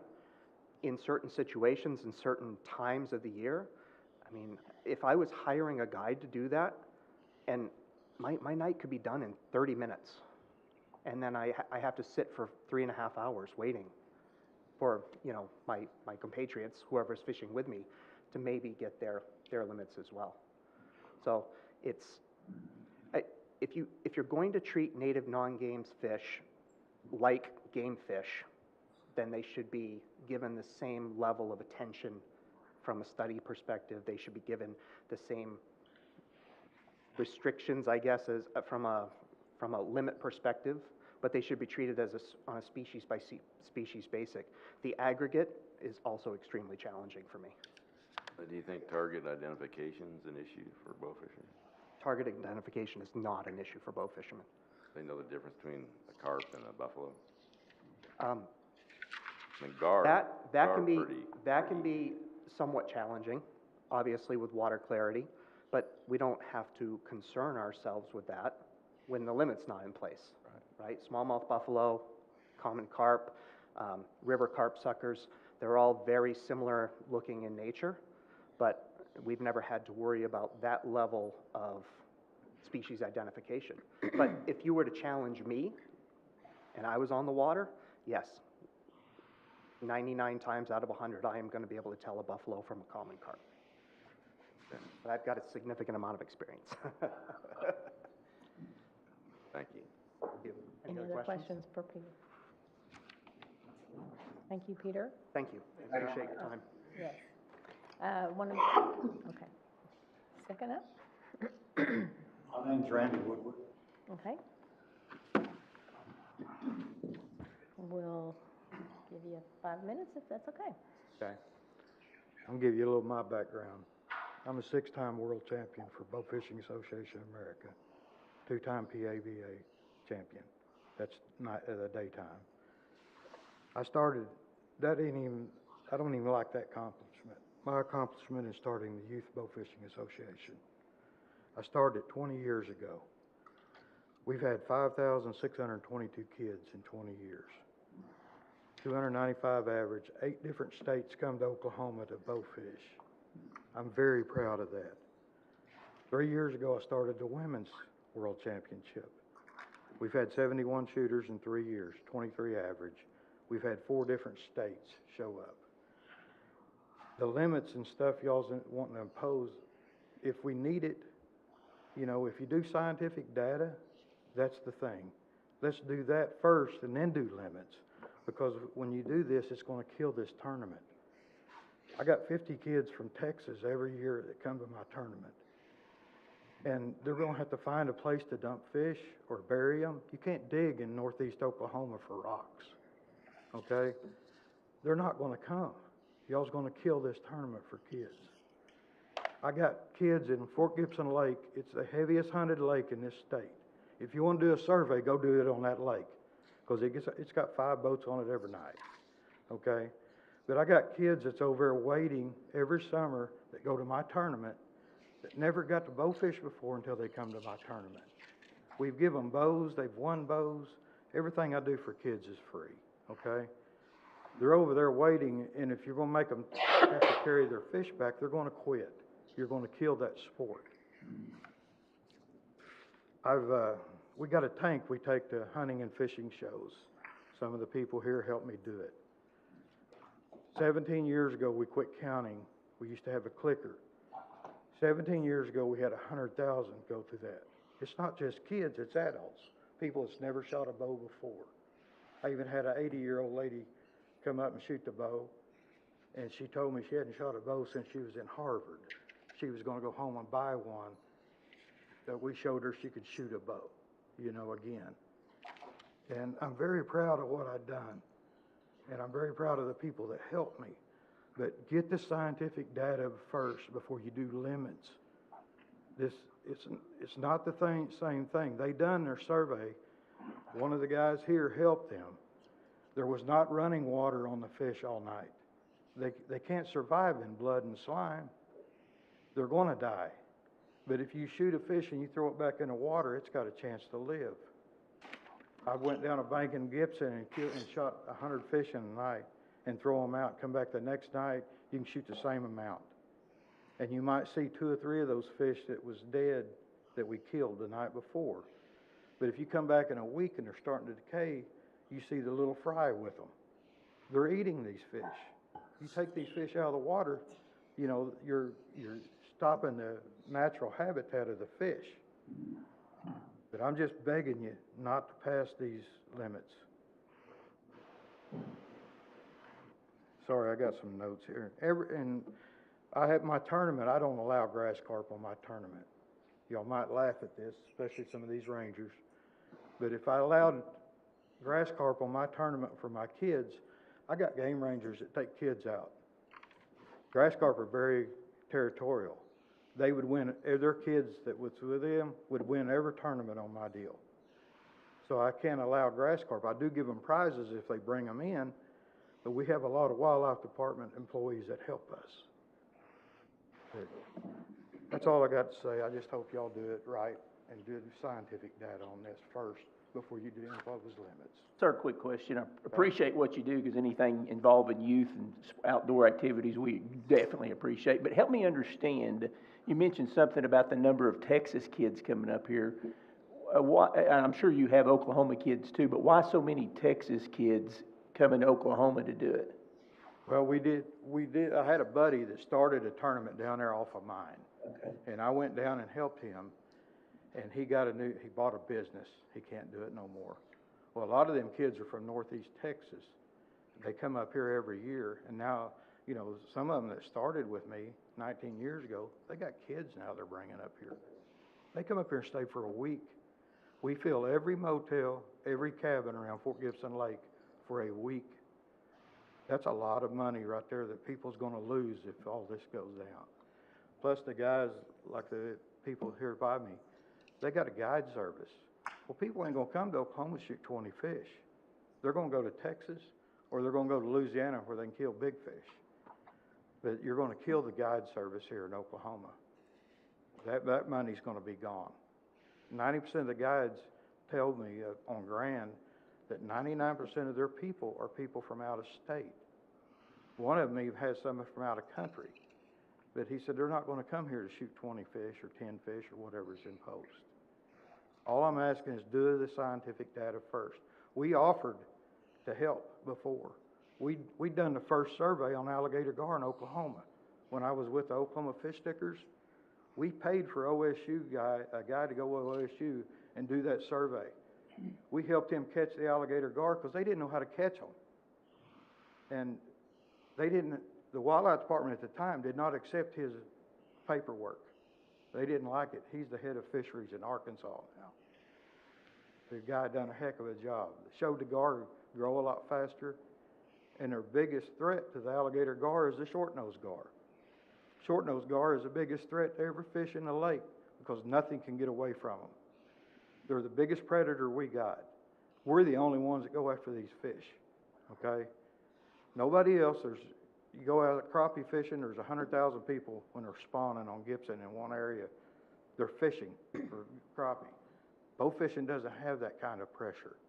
It will never have that kind of pressure. And I took my granddaughter and her boyfriend on a tournament in October. In 4 hours, I counted over 600 buffalo that we did not shoot. And Gibson at that time was clear enough you could tell the fish. I can tell a buffalo from a carp or a bass or anything like that in the water that you can see in. And I understand the eyes are getting bad, mine are too, but I can still do that. But y'all's gonna hurt this on the kids' level. That's what I'm here for. I just wanted to show them what I love doing in my life, and that's why I started this organization and started the one for the ladies. And the ladies is getting more popular. I get more calls on it every day. But when people will travel 4 hours to come to Oklahoma to shoot in this tournament, you know, that's saying something.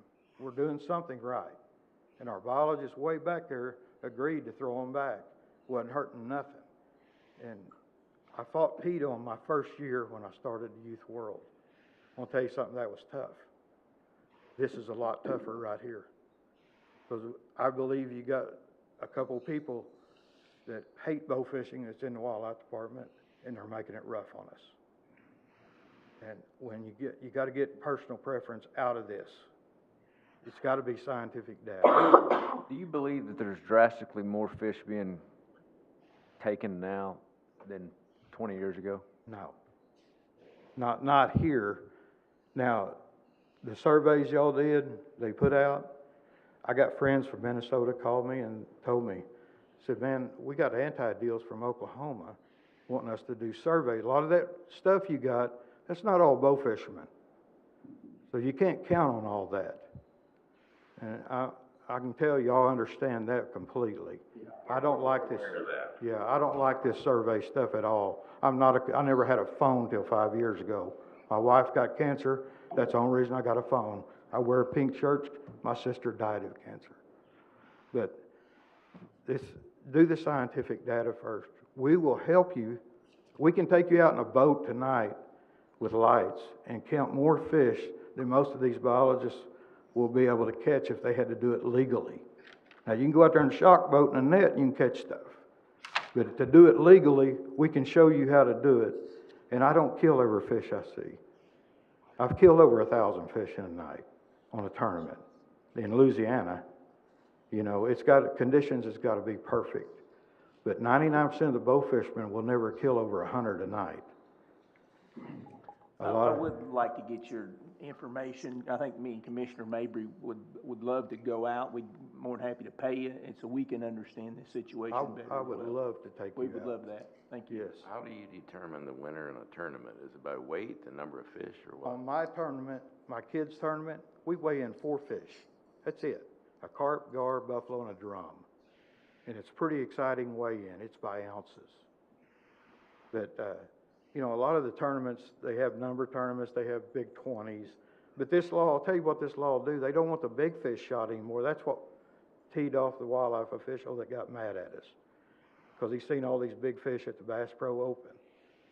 Okay? When you change this law, people's not going to go out there and shoot every fish they see or shoot at them. They're going to go hunt big fish.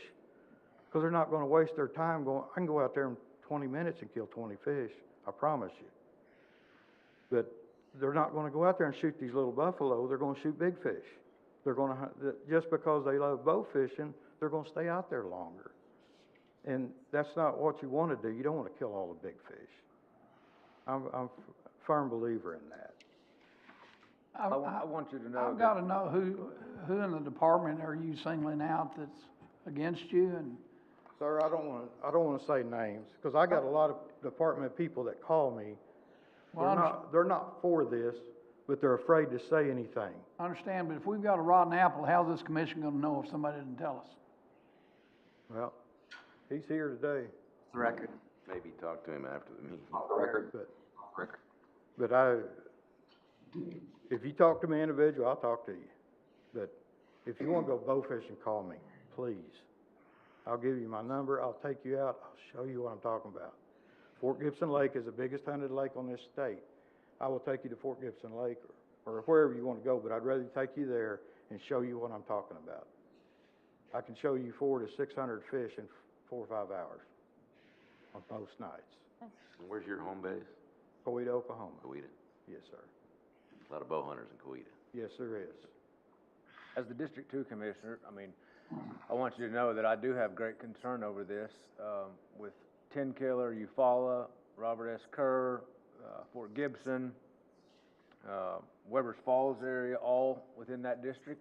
And that's where, outside of Grand Lake, but Illinois River, I gigged fish back in college in the Illinois River.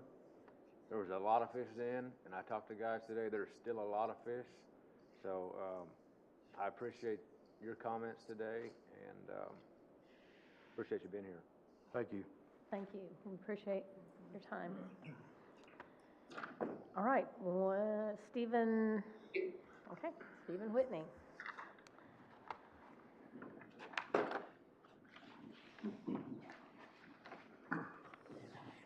My name is Stephen Whitney. I'm the Bow Fishing Association state rep for Missouri.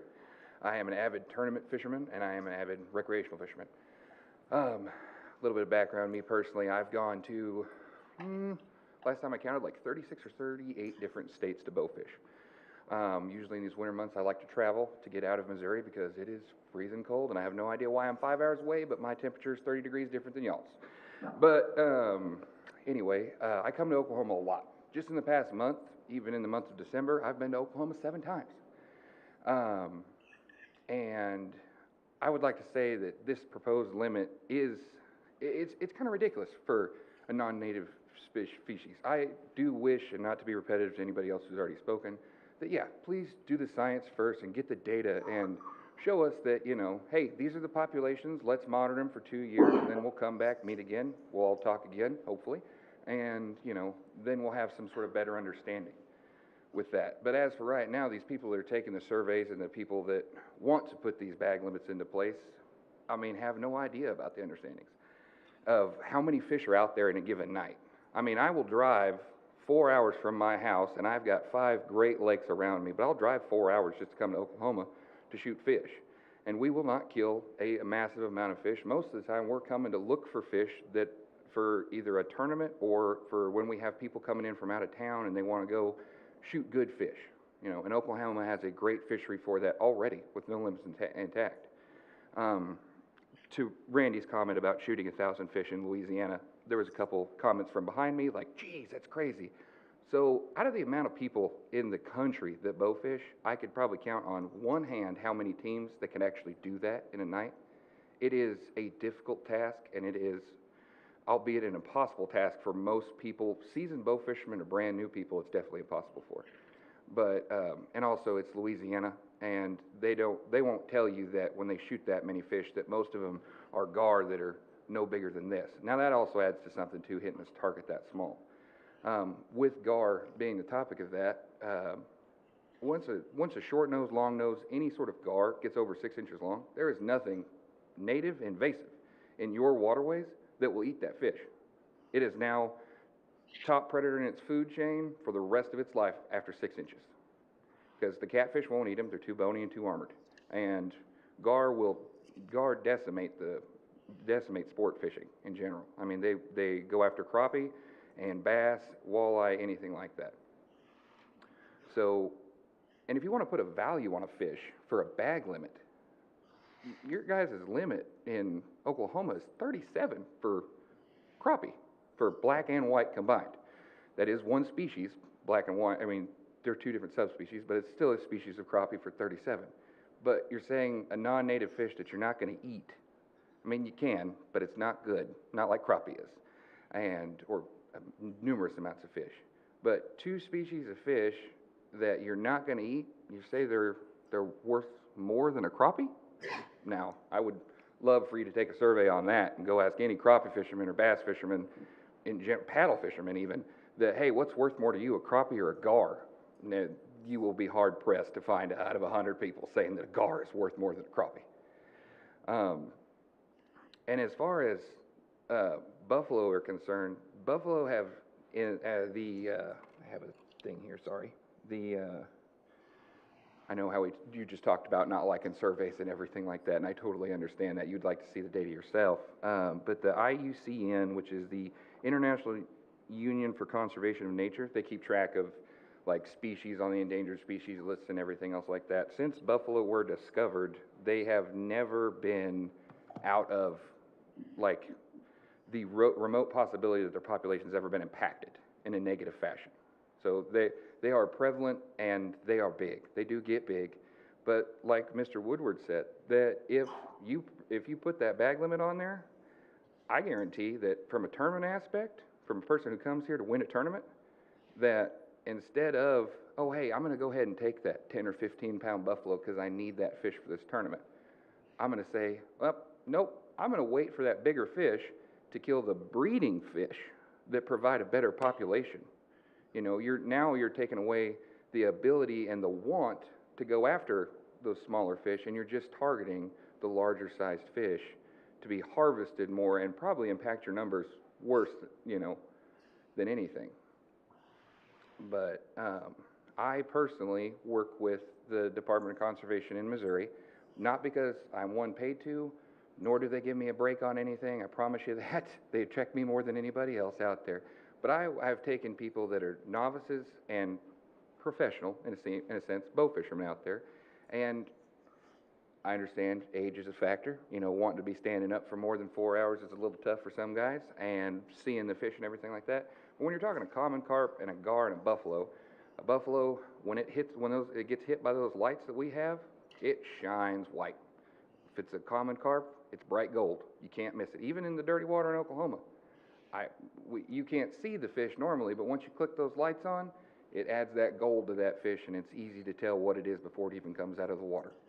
I've taken conservation agents out in Missouri a bunch of times. I report my number of fish that I kill at every tournament and every recreational thing to the Missouri Department of Conservation because I want them to know that, hey, these are the numbers. I never have a problem finding fish. I never have a problem killing big fish, big or small.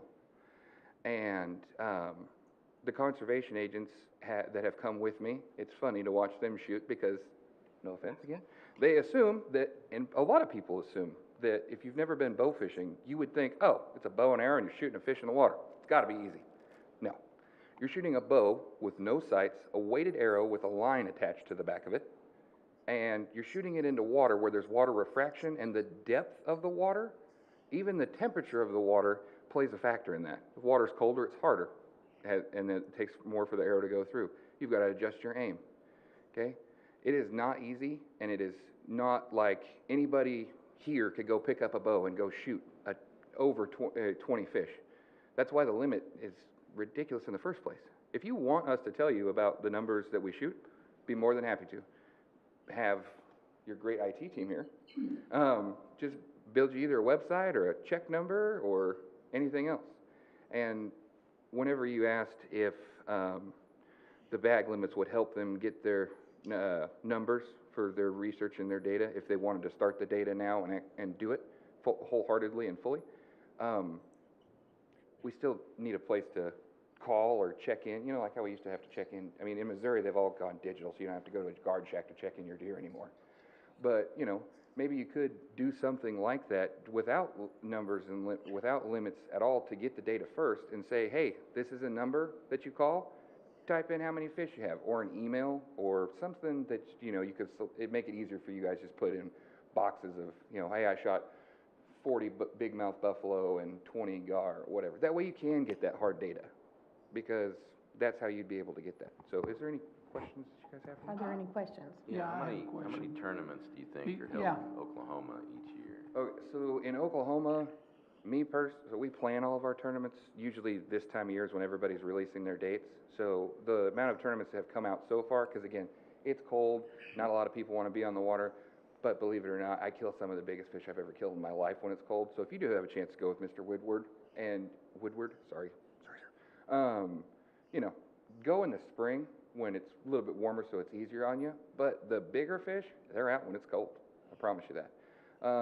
In 2 weeks, I'll be here by Muskogee to go shoot a tournament down there with the Oklahoma fish stickers down there.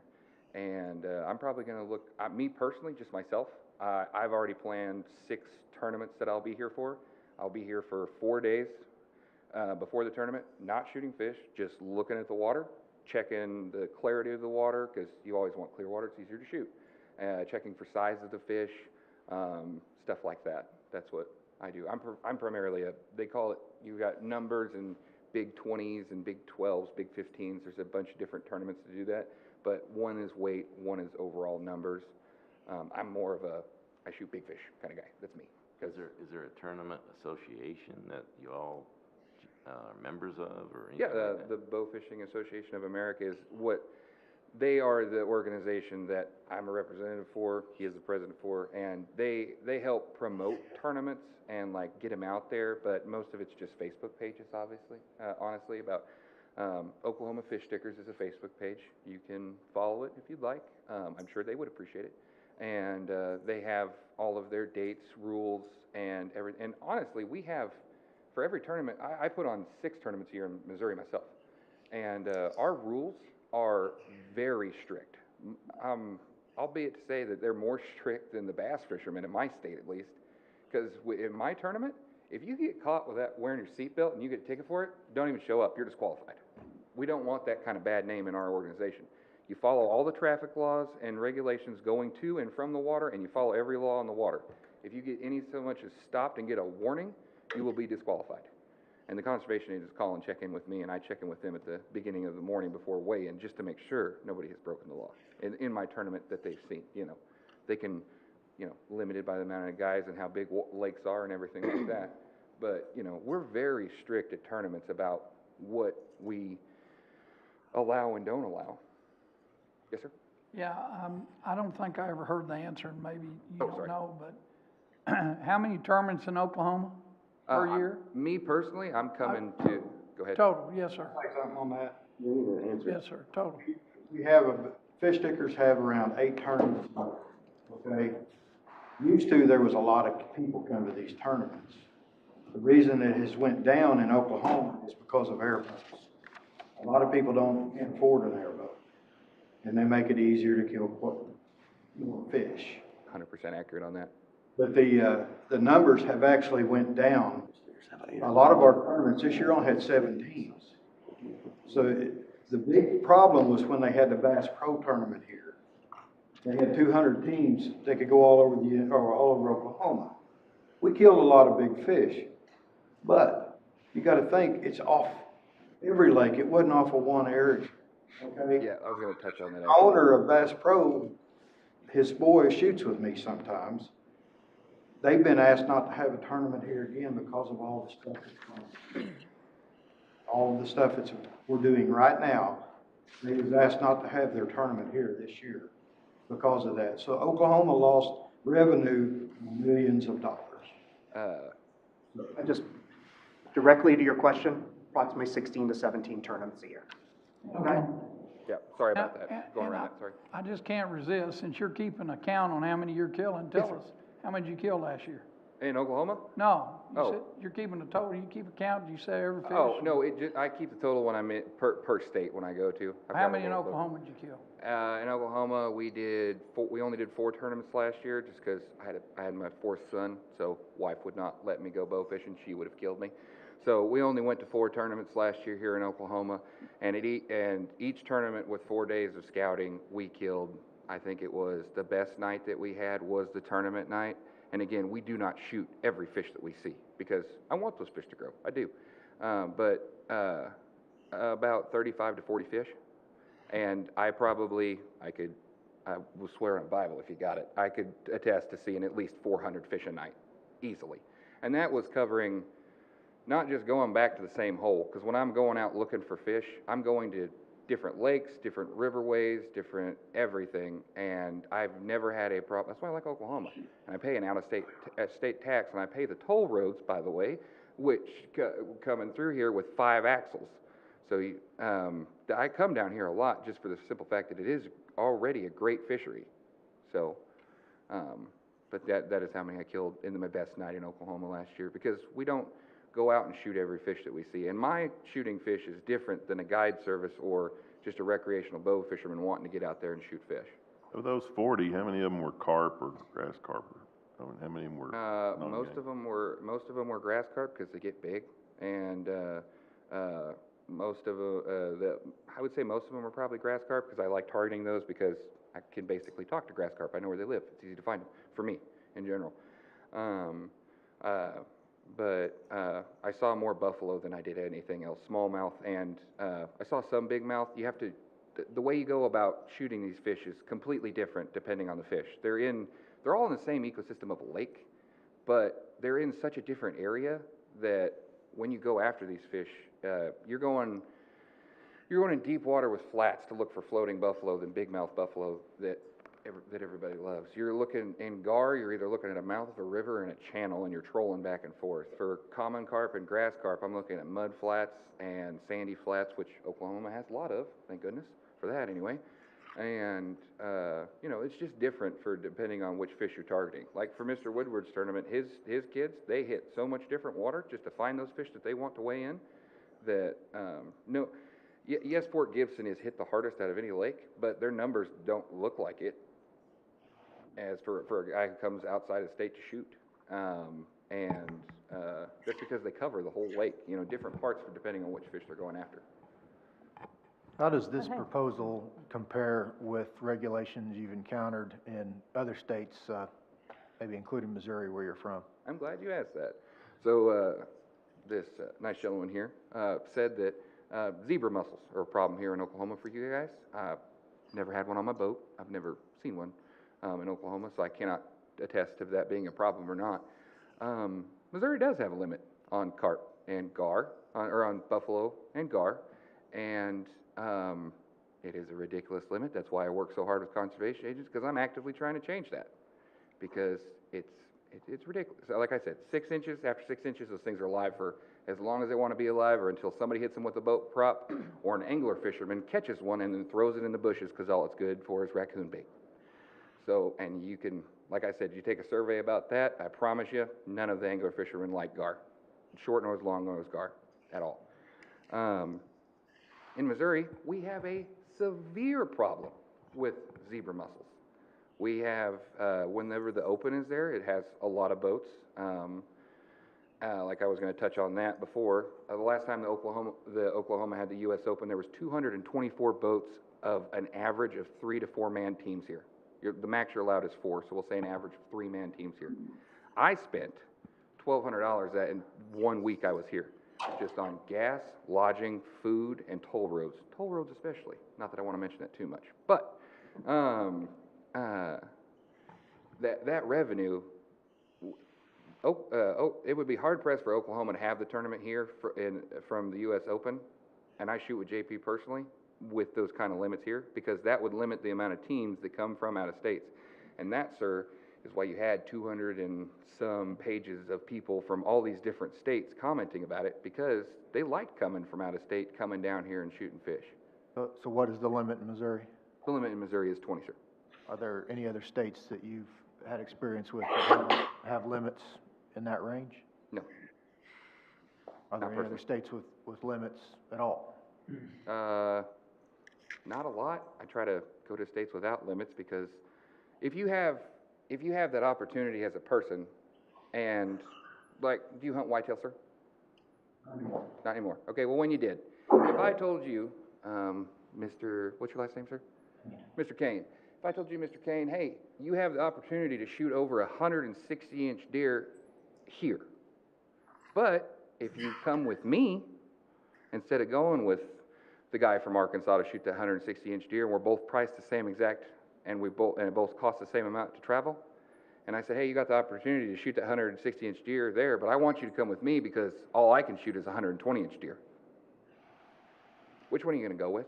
same price, same cost, same travel, you're gonna go with that bigger deer every time.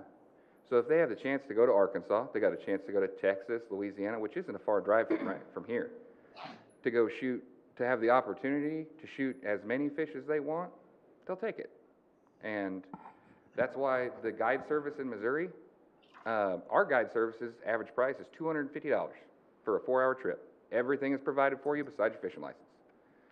And the reason why we have to price them so cheap is because we can't get people to show up when we say, hey, you're only allowed to shoot 20 of these fish, because they'll go to Arkansas. It's only 45 more minutes from where I offer my guide services to go to Arkansas. And they're like, well, we went with them. They're a little bit more expensive, but we have a better opportunity to shoot fish. Shoot the same water, just in Arkansas, because some of our lakes are bordered with Arkansas. Okay, I hate to cut you off. I know. Sorry. We really do need to. It's okay. But we do thank you for your time, Stephen. Yeah, thank you all for having me, and I hope I answered all your questions. Okay. And last but not least, we have Stephen. It's Banaszak, by the way. Okay. I've been called a lot of weird stuff. All right, guys, first I'd like to thank y'all for all the time and consideration y'all put into this. We know it's been a lot, and I even sent out emails personally to you guys, and I got responses, so I appreciate that. And you know, these guys covered a lot of stuff that I was going to cover, so I'm not going to be redundant and go over that again. But you know, obviously our biggest grievance is the lack of supporting data that actually came from this state. You know, you see a lot of articles that they're posting about, like big mouth buffalo in Minnesota, for instance. If you actually read these studies, the issues that they're having up there is, and I grew up north, not Minnesota, but one of the northern states, is they have, the way they build these lakes is they have these lake houses right on the water. So what happens is these water management companies have to keep the water level the same because they'll flood people's houses. And this is actually, you know, this is the problem that they're having, is the lack of flooding doesn't allow these fish to recruit, to spawn. So it's not really an overharvest problem, it's the lack of recruitment. And if you try to take that and apply it here, it's not even applicable because our states, our lakes in our state are man-made, and they're made for flood control. So what you have is during the spring every single year, these lakes are intentionally flooded on purpose to control flooding downstream. So what that does is that allows for mass spawnings of these fish in our lakes here, which is actually completely unnatural because we're not even supposed to have lakes here. All of our lakes are man-made. So it's an unnatural level of spawning, and I believe that's why we have such a large prevalence of these fish here is because of that. So I think trying to compare, using studies from other states in lack of Oklahoma data and trying to compare here, it's about as apples to oranges as you can get just off of that perspective as well. And another problem they have up there is when you cite that, is that they have an overabundance of carp. That was believed that they were keeping these buffalo from spawning. And we don't have that problem in Oklahoma. And I'm glad you brought up invasive species because I want to talk about that a little bit here. But my other problem when you have this aggregated limit, and the reason behind it is for fish identification. And I would challenge that by saying, if you don't know what the fish is, you shouldn't shoot it. I wholeheartedly believe that. If you can't tell what it is, I mean, it could be a bass, it could be something you're not supposed to shoot. So I think using that as an excuse to use an aggregated limit, I think is actually detrimental because now you're telling people that they don't even have to pay attention to what they're shooting because you just lumped them all together. And then even if you use that argument to compare, like there's no way that somebody's going to confuse a gar with a buffalo. So trying to lump those two together in an aggregated limit, whenever, you know, it's not really going to happen. I mean, if it's so muddy that you can't tell the difference between a gar and a buffalo, I mean, you shouldn't be shooting anything because you have no idea what you're shooting.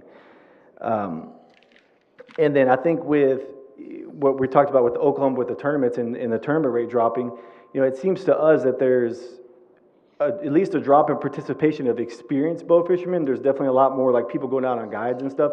And I think even if you look at the survey that they did, and you look at the latter part of that survey that was done in 2020, which if you remember 2020, everything was shut down.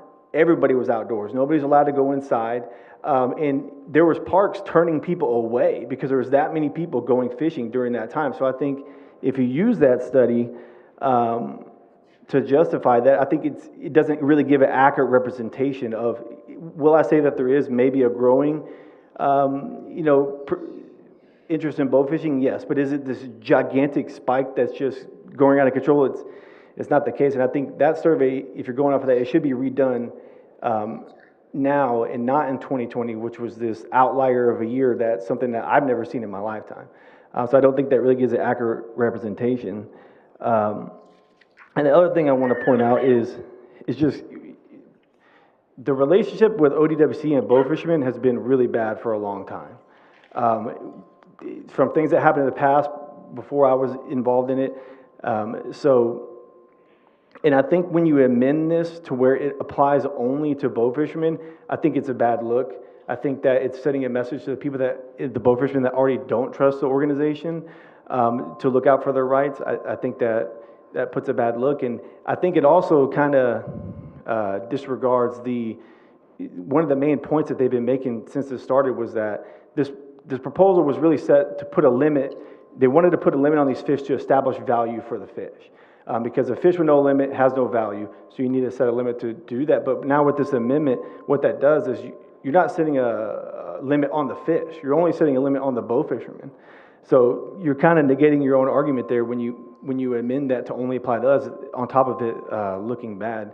And then, you had brought up that you're not sure why this proposal got, nationwide attention. And this is a big political move going on in the country. And I'm not going to name names, but when they're talking about bow fishermen, feel like we have people at ODC working against us.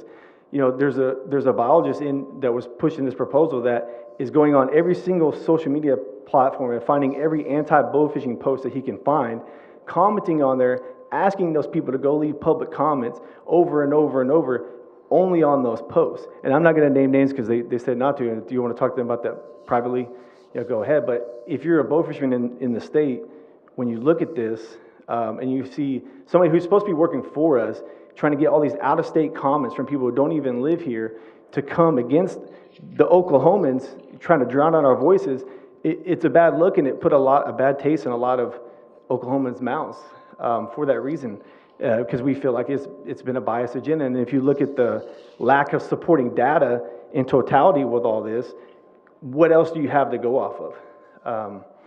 And then as far as the invasive species goes, this has been my big push at the beginning when this aggregated limit was 10.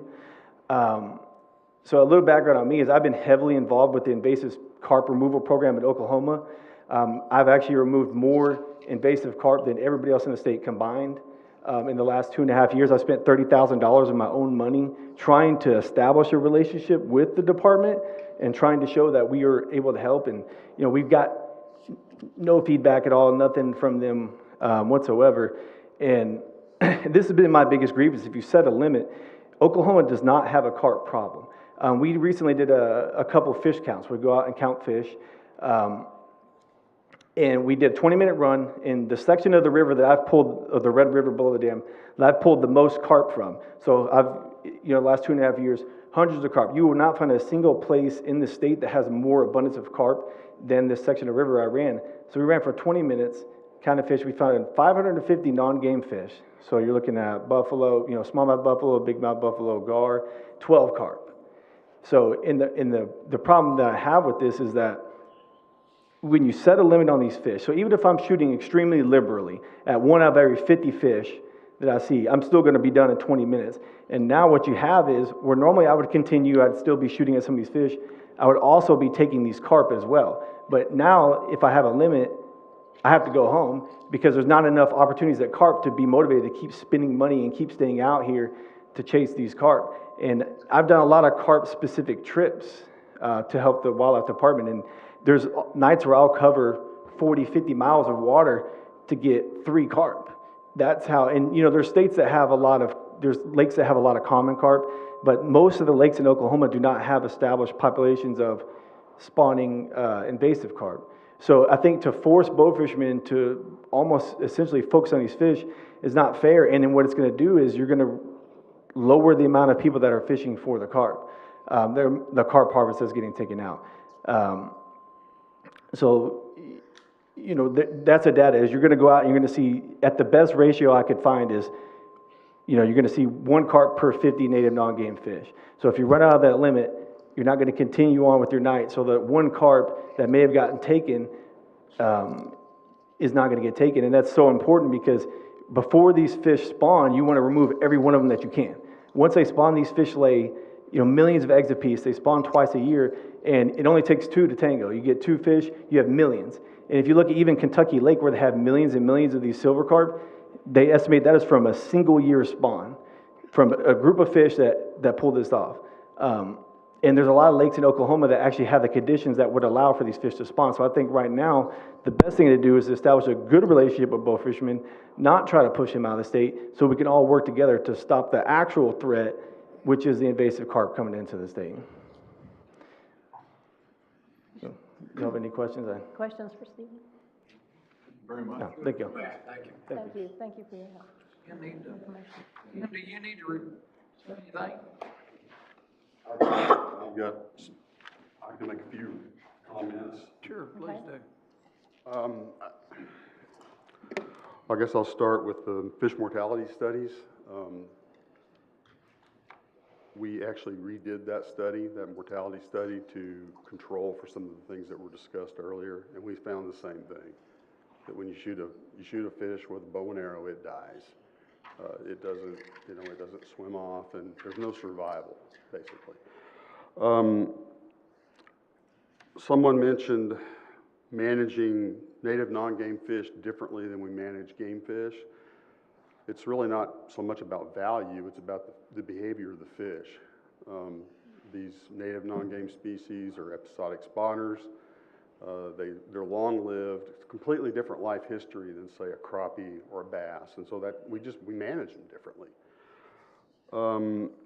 Aggregate limits for different species was brought up. I mean, functionally, if you have an aggregate limit of 20 fish for every native non-game fish, I mean, basically that's unlimited harvest, because you're talking about, what do you got, 6 native non-game species times 20, that's 120 fish. I mean, that's basically unlimited. I didn't interrupt you, so you don't interrupt me. Apologize, sir. I want to talk a little bit about data collection. So,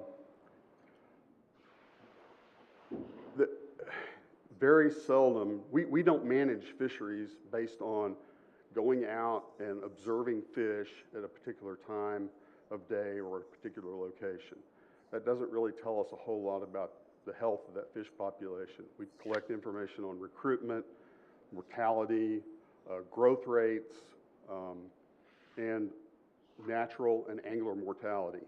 So we collect a whole suite of information when we're managing a fish population. One of the things that's really important in setting harvest rates for these species is we use harvest models for that. And one of the most important things you can plug into a harvest model is some sort of estimate of the maximum aggregate harvest that somebody can take on that fish. If we really can't do the studies that we need to do unless we have some sort of an aggregate limit in place. So again, just going out and collecting a bunch of fish or observing that there's a whole bunch of fish out there on a lake is really not going to tell us a whole lot.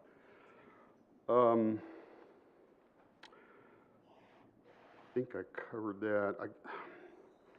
I had some other notes written down here, and I don't know what I can't remember what I wrote down. I'll just close with this whole vendetta idea. I don't think the Fisheries Division is not out to shut down bow fishermen or bow fishing tournaments. All we're trying to do is make sure that these populations are managed in a sustainable way. I mean, we want people to bow fish. We want tournaments in Oklahoma. We're just trying to make sure that we can continue to have those tournaments and have bow fishing in the state. So I guess that's all I've got. Thank you. Appreciate it. Any other questions for Ken?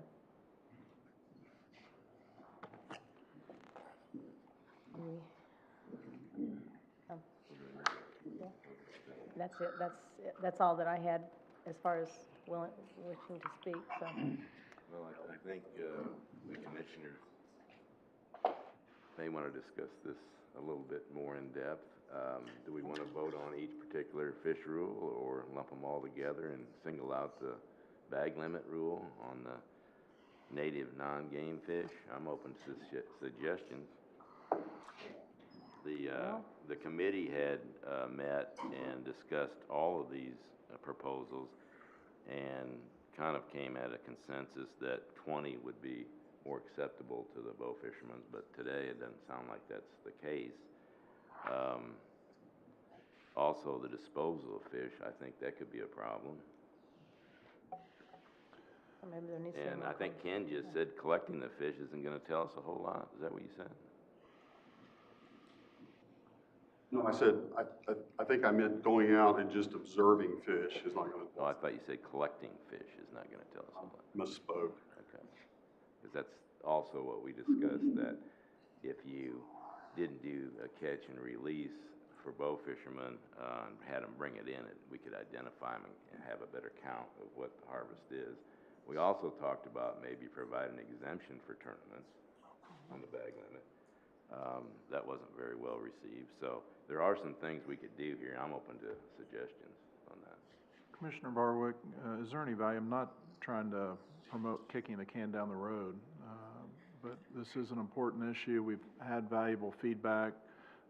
We can use that feedback to have further discussion within the department. Is there any value in your committee taking these takeaways and possibly postponing the vote on this? I don't see a problem with that. I totally agree. I just don't feel like I had enough information going into this meeting. And I think there's been some very valuable information presented today that we need to digest and talk about. I agree with Commissioner. Good suggestion. I'll pile onto that. I'd say I appreciated being from the Northeast District. I appreciated all the feedback I got from people I know and like. Helped me understand this issue. I have to admit, I'm uncomfortable with the idea that there is an unlimited amount of these fish that can be taken and dumped in a ditch, and there's nothing we can do about it. And I was very moved by the comments submitted by my friend Trenton Kissee, who's the Director of Natural Resources for the Creek Nation, and his counterpart in Choctaw Nation. And their thoughts were that they thought a regulation like this was appropriate. That said, the majority of the other comments that we received were from out of state. And those people didn't show up here, you did. And I appreciate that a lot, because it made me understand better the issues that are involved here. And I think it would be appropriate, given those concerns, to continue looking into this and gather more information. I think I would benefit from that. Now there is one rule that I think could be appropriate to pass today, and that is the definition of a bow and arrow. I don't see how that's very controversial, so I would recommend that we approve that rule today, that particular rule today, and I so move. Second. Okay, further discussion, or we have a comment from Ken? Do you have a comment on that? I was just gonna say that the Pensacola name change isn't very controversial. Yes, that's either. another one, Ken. Thanks for bringing that up. Yeah, another one. I'd add that to my motion to approve that rule too. Is there any other ones we missed, Ken? That are really housekeeping? What about there was a disposal. Methods of take?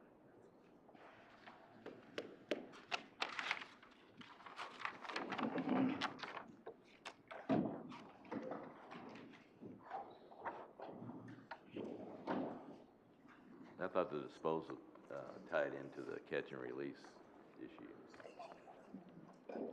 Huh?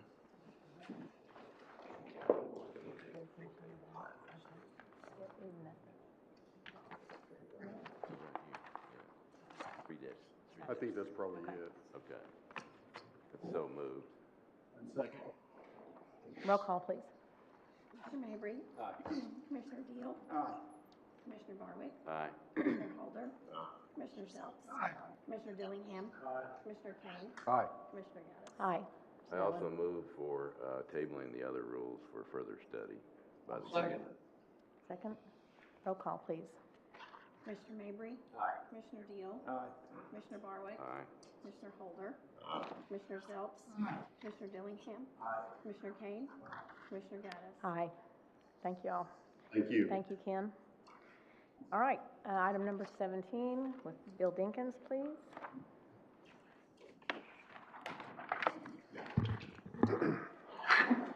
Thank you, Chairwoman Gaddis. Well, good mid-morning, I would say now, and Happy New Year, by the way. So on the wildlife side, we had 18 proposals, some of them with multiple parts, so there was roughly 25 different items for your consideration. As already has been stated here, over 264 pages of comments and 34 states. So with your acknowledgement that you all have read each of those, I'm not going to go through every one of them. We'll be here another couple of hours. What I am going to do is just kind of give a higher level recommendation, based on those comments and staff input. And with that, I'm recommending today that they all be considered for approval, with the exception of 25751, which was the Deer Archery Velvet Buck Lottery. Again, from comments we received, as well as staff recommendation, I would recommend that we pull that proposal from consideration. But all of the remaining ones, I would recommend you consider for approval. I'll be glad to answer any questions. Thanks, Bill. The Rules Committee met and reviewed the public comments.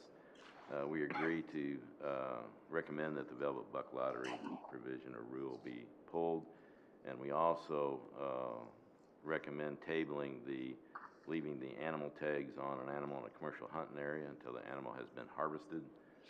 We want to further research that. Evidently, there may be some federal laws that pertain to that, so there's no reason for us to piggyback on that, so we need further study on that. Other than that, the committee would recommend approval of the other rules as presented, and I so move. No further discussion? Roll call, please. Commissioner Mabry? Aye. Commissioner Deal? Aye. Commissioner Barwick? Aye. Commissioner Holder? Commissioner Zelps? Aye. Commissioner Dillingham? Commissioner Kane? Commissioner Gaddis? Aye. Thank you, Bill. And number 18, you're still up. Yes, ma'am. So, Chapter 30, we had 3 proposals for consideration. Again, based on comments and staff recommendations, I'm going to recommend we approve all 3 of those, with one slight modification under the littering. It was suggested, and I concur, that we add the word cartridge in front of casings to help, just for clarification. Makes sense. Move to approve. Second. Roll call, please. That's Oh, all I'm the sorry. rules, and that's what the committee also recommended. I'm sorry. By the way. That's all right. I know it's late. Very good. No more discussion. Commissioner Mabry? Aye. Commissioner Deal? Aye. Commissioner Barwick? Aye. Commissioner Holder? Commissioner Zelps? Commissioner Dillingham? Commissioner Kane? Commissioner Gaddis? Aye. Now, one thing I'd like to remind everybody on these archery ranges and gun ranges, I think I spoke about this before. I'd like to see some signage out there so people know where they're at. I was out at the Panhandle last month. There are no signs on the roads where that Panhandle gun range is. And the department has a sign about the size of my hand. When you close the gate, you can't see it. And the blue logo's not on it either. So let's try to fix those things. I mean, we're here to help the public, and if you can't find that range, you're not going to be able to use it. And we spent, what, over $1 million on that range? Let's get after that. Let's fix that.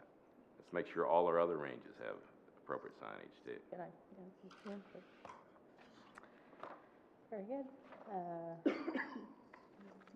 We have an item number 19.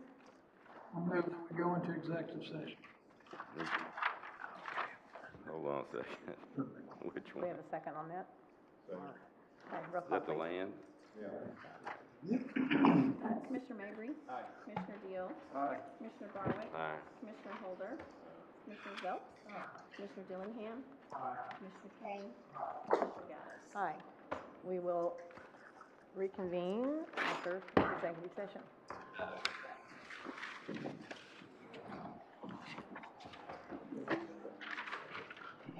Over the years, my truck has made some cameo appearances on Outdoor Oklahoma, but I've never taken the time to really show you exactly how I've kind of personalized this to my own needs. So come take a look.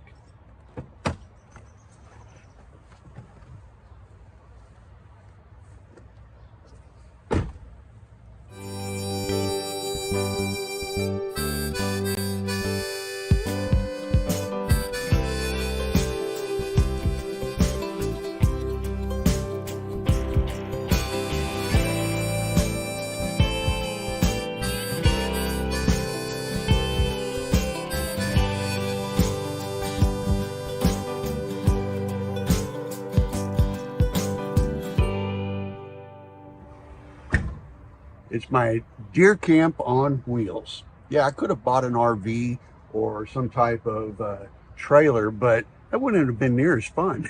To start out with, years ago, like maybe 12 years ago, I had the idea of building in a false floor in the truck bed and then building out some actual drawers for storage space. And there's companies out there that make these, but I thought I could do it myself a whole lot cheaper and kind of suit my own needs as I went. So this is my homemade version. Now, to start out with, one of the things that I needed to accomplish was how I could get these drawers out without it really being extremely difficult. So I made little casters, inline casters that are inset that actually roll on the plywood in the bottom of the bed. I put a regular old Coleman cot in here, and I decided that storage underneath the cot was a lot of wasted, unutilized space. So I made a little drawer door with a magnet here, and then this can hold things like my tackle bag, camping chair, little table, all kinds of different things I can stick in there. Now, even though I do have a lantern in there that's extremely bright, especially since the inside of the shell's white, sometimes that's a little too much, especially in the evening if I'm just watching a movie on my iPad. So I ordered off of Amazon a little battery operated set of LED strip lighting that I run around the top of the windows, which at night gives me plenty of light without just blinding me with a big bright lantern. So one of the great things about this build is that I've got all kinds of power back here too. I put a great big boat battery in a flip up little lid that allows me to have 2 USB ports and 2 12 volts. And this little switch, boom, is lights that run up here to the top of the hatch. Those little things were cheap, but man, that lights this whole area up at night. It's just perfect. Now, it's not just running on that battery. I've actually got a solar panel on the top of the cab, and that is essentially keeping this boat battery charged up. The solar panel keeps the battery charged. The battery provides me all this power back here. This is another one of my favorite parts of this whole system.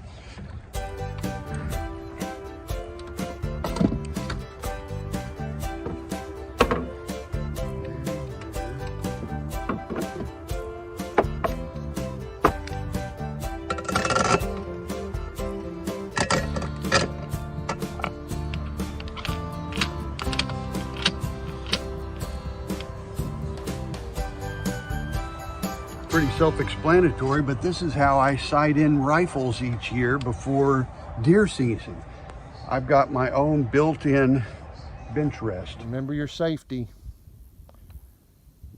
And don't put your finger on the trigger till you're ready to fire. Anytime.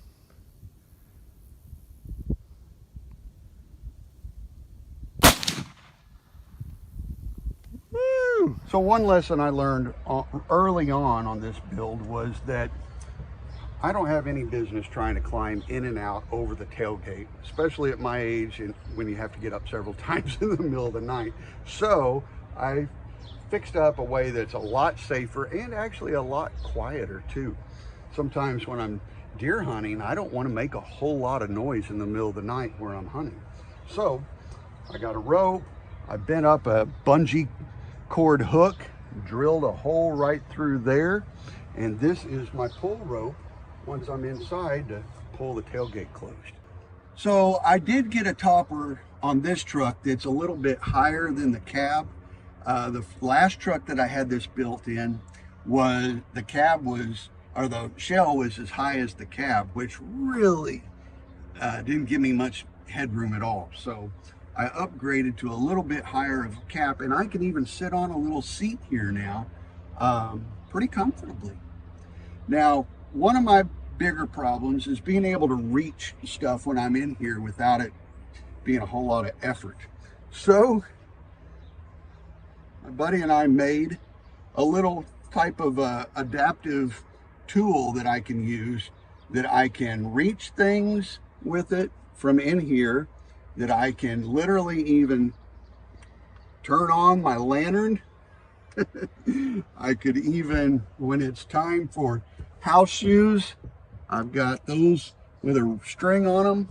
I can move my house shoe around to me, or reach clothes underneath here in the shelf. But it makes everything accessible from sitting in one spot, so I'm not constantly moving around in here trying to reach stuff or get to things.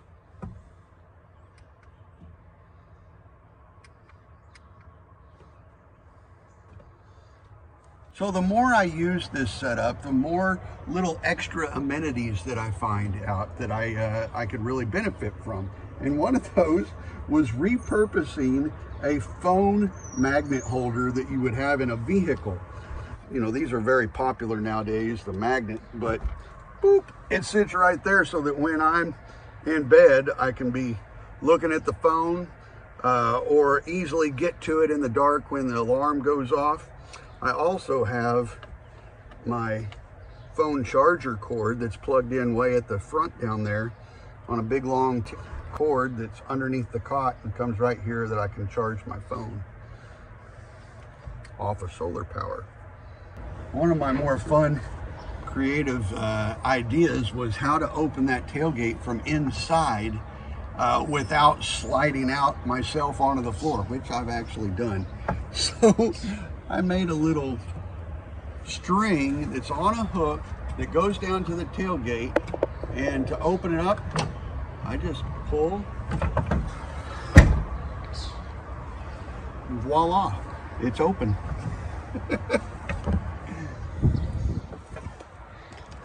So this may be more elaborate than what you would ever need, or you might even think of your own additional things that you could do to a truck camping bed. But this thing saves me a lot of time. It saves me gas because I'm not going back and forth hunting every single day. I can camp and hunt right on location. And really, honestly, for me, it's just perfect.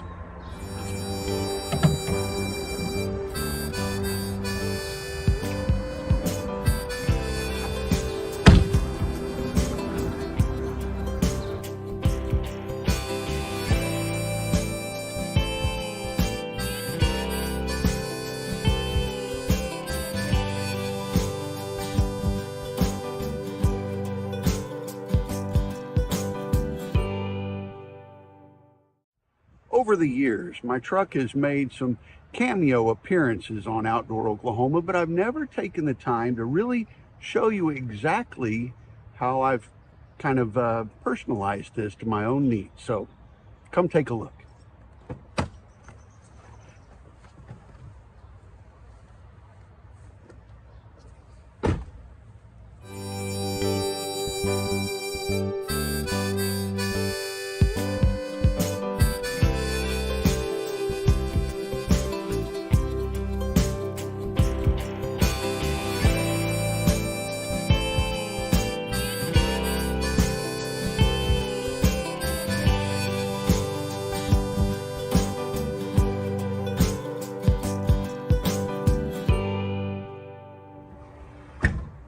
It's my deer camp on wheels. Yeah, I could have bought an RV or some type of trailer, but that wouldn't have been near as fun. To start out with, years ago, like maybe 12 years ago, I had the idea of building in a false floor in the truck bed and then building out some actual drawers for storage space. And there's companies out there that make these, but I thought I could do it myself a whole lot cheaper and kind of suit my own needs as I went. So this is my homemade version. Now, to start out with, one of the things that I needed to accomplish was how I could get these drawers out without it really being extremely difficult. So I made little casters, inline casters that are inset that actually roll on the plywood in the bottom of the bed. I put a regular old Coleman cot in here, and I decided that storage underneath the cot was a lot of wasted, unutilized space. So I made a little drawer door with a magnet here, and then this can hold things like my tackle bag, camping chair, little table, all kinds of different things I can stick in there. Now, even though I do have... To open session. Move to return to open session. Do we have a second? Second. Roll call, please. Commissioner Mabry? Aye. Commissioner Deal? Aye. Commissioner Barwick? Aye. Commissioner Holder? Aye. Commissioner Zelps? Aye. Commissioner Dillingham? Aye. Commissioner Payne? Aye. Commissioner Gaddis? Aye. We have a motion from that. Have a motion to authorize the director to purchase 3 parcels. Well, actually, it's a percentage interest in 3 parcels of land that's adjacent to our Deep Fork Wildlife Management Area that we already own. But Of which we already are There was a primary. 1/7 owner and a half interest owner in a couple parcels. And Bill, didn't you mention that we can use NERDA funds rather than any appropriations from the department? Yes, sir. So we'll be able to repurpose some of those NERDA funds and then match it with PR, so we won't have to find any additional state dollars. And I would like to point out, if I may, that this individual approached us about selling this property to us. I think just being clear, we're buying out an undivided interest that we already own the other interest in this property. Yes, sir. Second that motion. Any other discussion, questions? Roll call, please. Commissioner Mabry? Aye. Commissioner Deal? Aye. Commissioner Barwick? Aye. Commissioner Holder? Aye. Commissioner Zelps? Commissioner Dillingham? Commissioner Payne? Commissioner Gaddis? Aye. Thank you, Bill. Bill, we got any more like that? No. All right, Amanda. Next item is number 20. It's a budget revision to add money for the land purchase, $135,000, which uses NERDA and Whisper to match. The second one is $32,000 for Waurika WMA woody vegetation removal. That's a NWTF $8,000 pledge with a $24,000 Whisper match. And the third is a $40,000 revision for Canton WMA cedar removal. That's an NWTF $10,000 pledge with a $30,000 Whisper match. Motion we approve.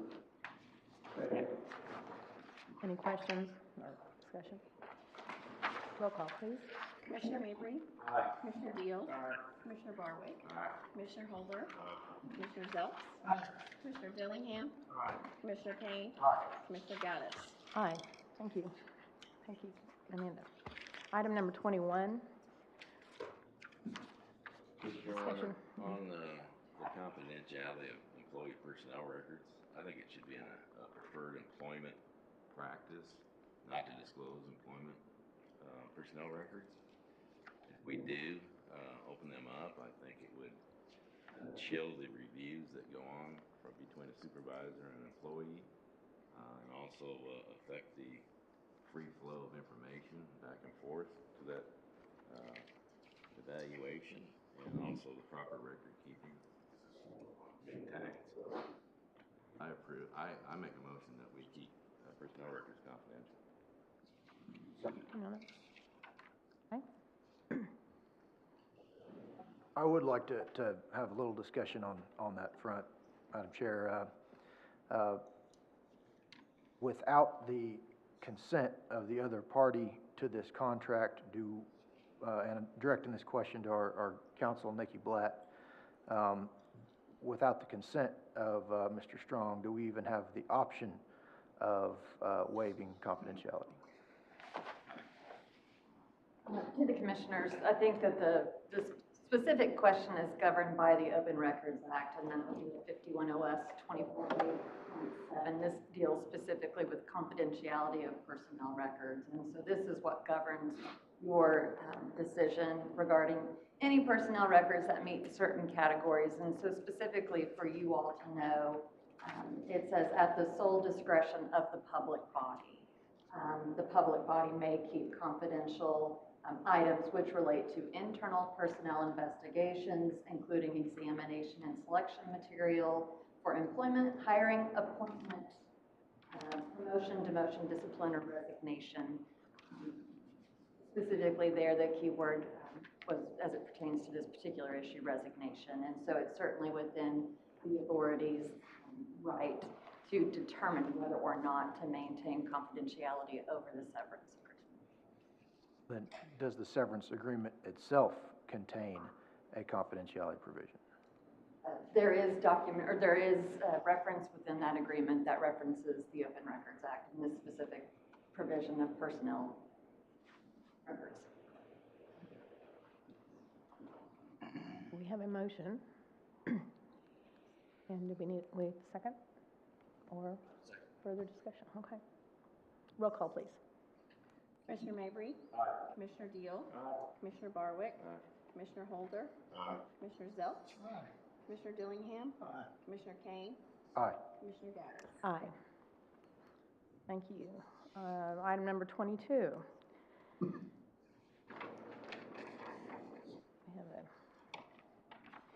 have any action on that? Madam Chair, if I may, on item 22, the last thing I want to do is draw more unnecessary attention to this situation, and the second to last thing I want to do would be to draw any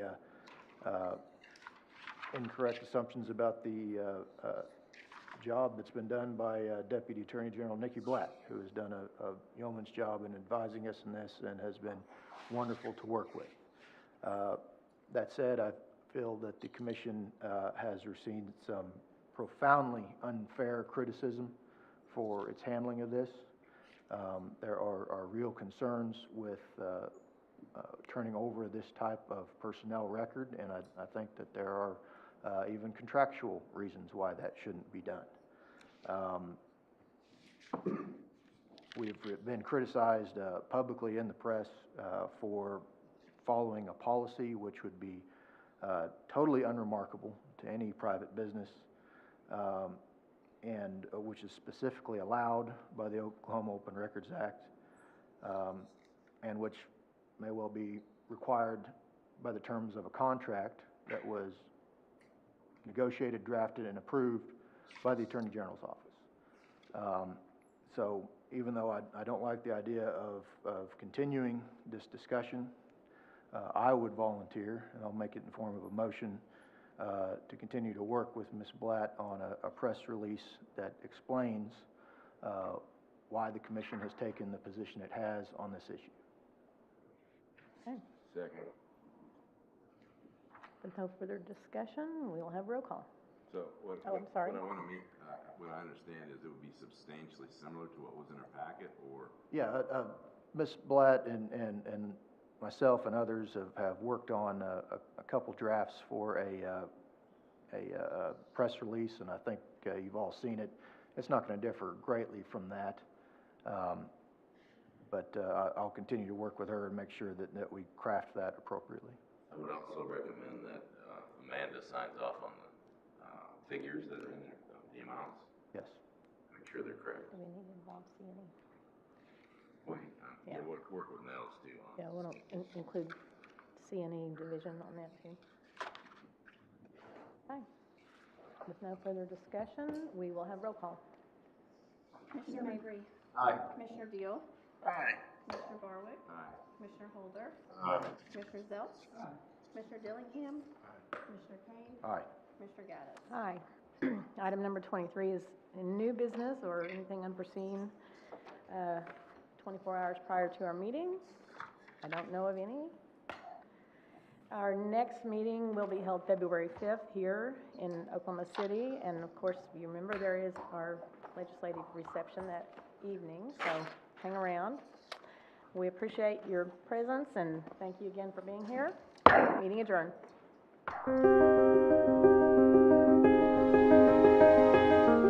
Fishing, hunting, wildlife management, resource protection, habitat conservation, public outreach, and education. It's what we do.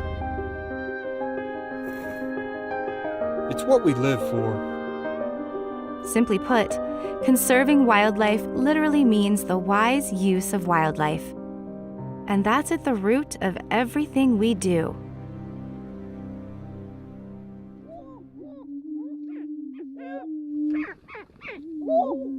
Oklahoma is one of the most species-diverse states in the nation. Making sure opportunities exist for hunters, anglers, and all those who appreciate wildlife is not only our job. It's our passion. We are your Oklahoma Department of Wildlife Conservation.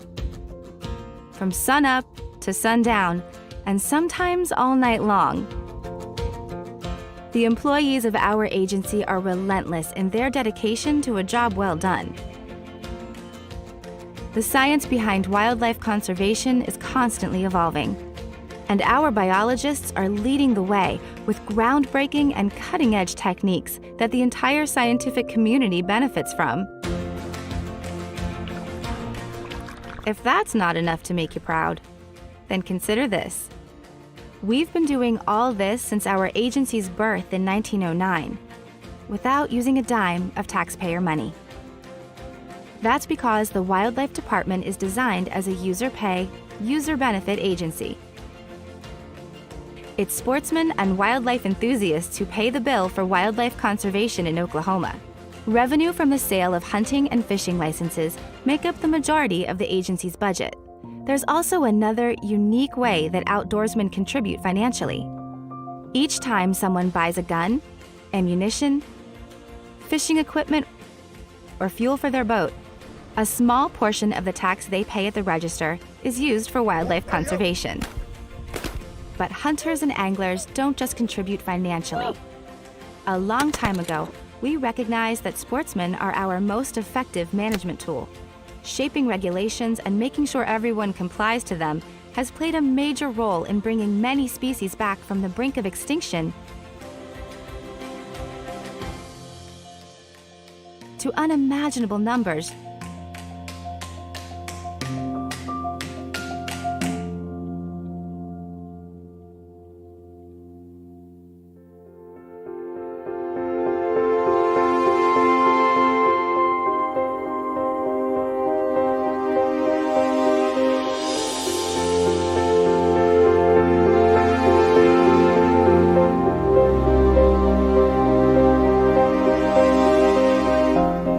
As much as the Oklahoma Department of Wildlife Conservation has accomplished, we are positive our agency's best days are yet to come. You can see it on our faces.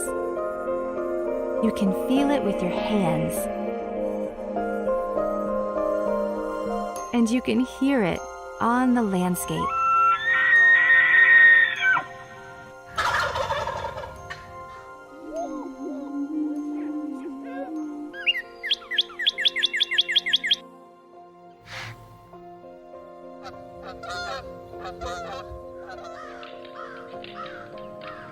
You'll find us working hard to make your state's natural resources the most healthy in the land.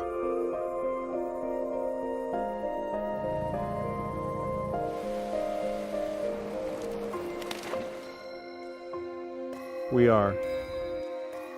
We are. We are. We are your Oklahoma Department of Wildlife Conservation.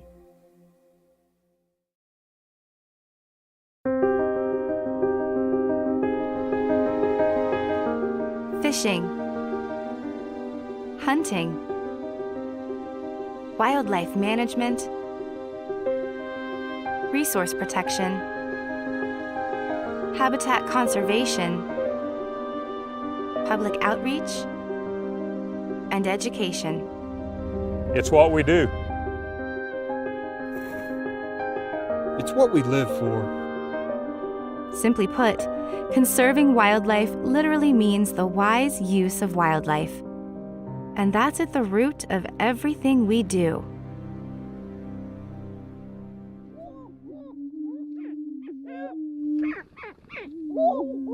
Oklahoma is one of the most species-diverse states in the nation. Making sure opportunities exist for hunters, anglers, and all those who appreciate wildlife is not only our job. It's our passion. We are your Oklahoma Department of Wildlife Conservation. From sunup to sundown, and sometimes all night long, the employees of our agency are relentless in their dedication to a job well done. The science behind wildlife conservation is constantly evolving, and our biologists are leading the way with groundbreaking and cutting-edge techniques that the entire scientific community benefits from. If that's not enough to make you proud, then consider this. We've been doing all this since our agency's birth in 1909, without using a dime of taxpayer money. That's because the Wildlife Department is designed as a user-pay, user-benefit agency. It's sportsmen and wildlife enthusiasts who pay the bill for wildlife conservation in Oklahoma. Revenue from the sale of hunting and fishing licenses make up the majority of the agency's budget. There's also another unique way that outdoorsmen contribute financially. Each time someone buys a gun, ammunition, fishing equipment, or fuel for their boat, a small portion of the tax they pay at the register is used for wildlife conservation. But hunters and anglers don't just contribute financially. A long time ago, we recognized that sportsmen are our most effective management tool. Shaping regulations and making sure everyone complies to them has played a major role in bringing many species back from the brink of extinction to unimaginable numbers.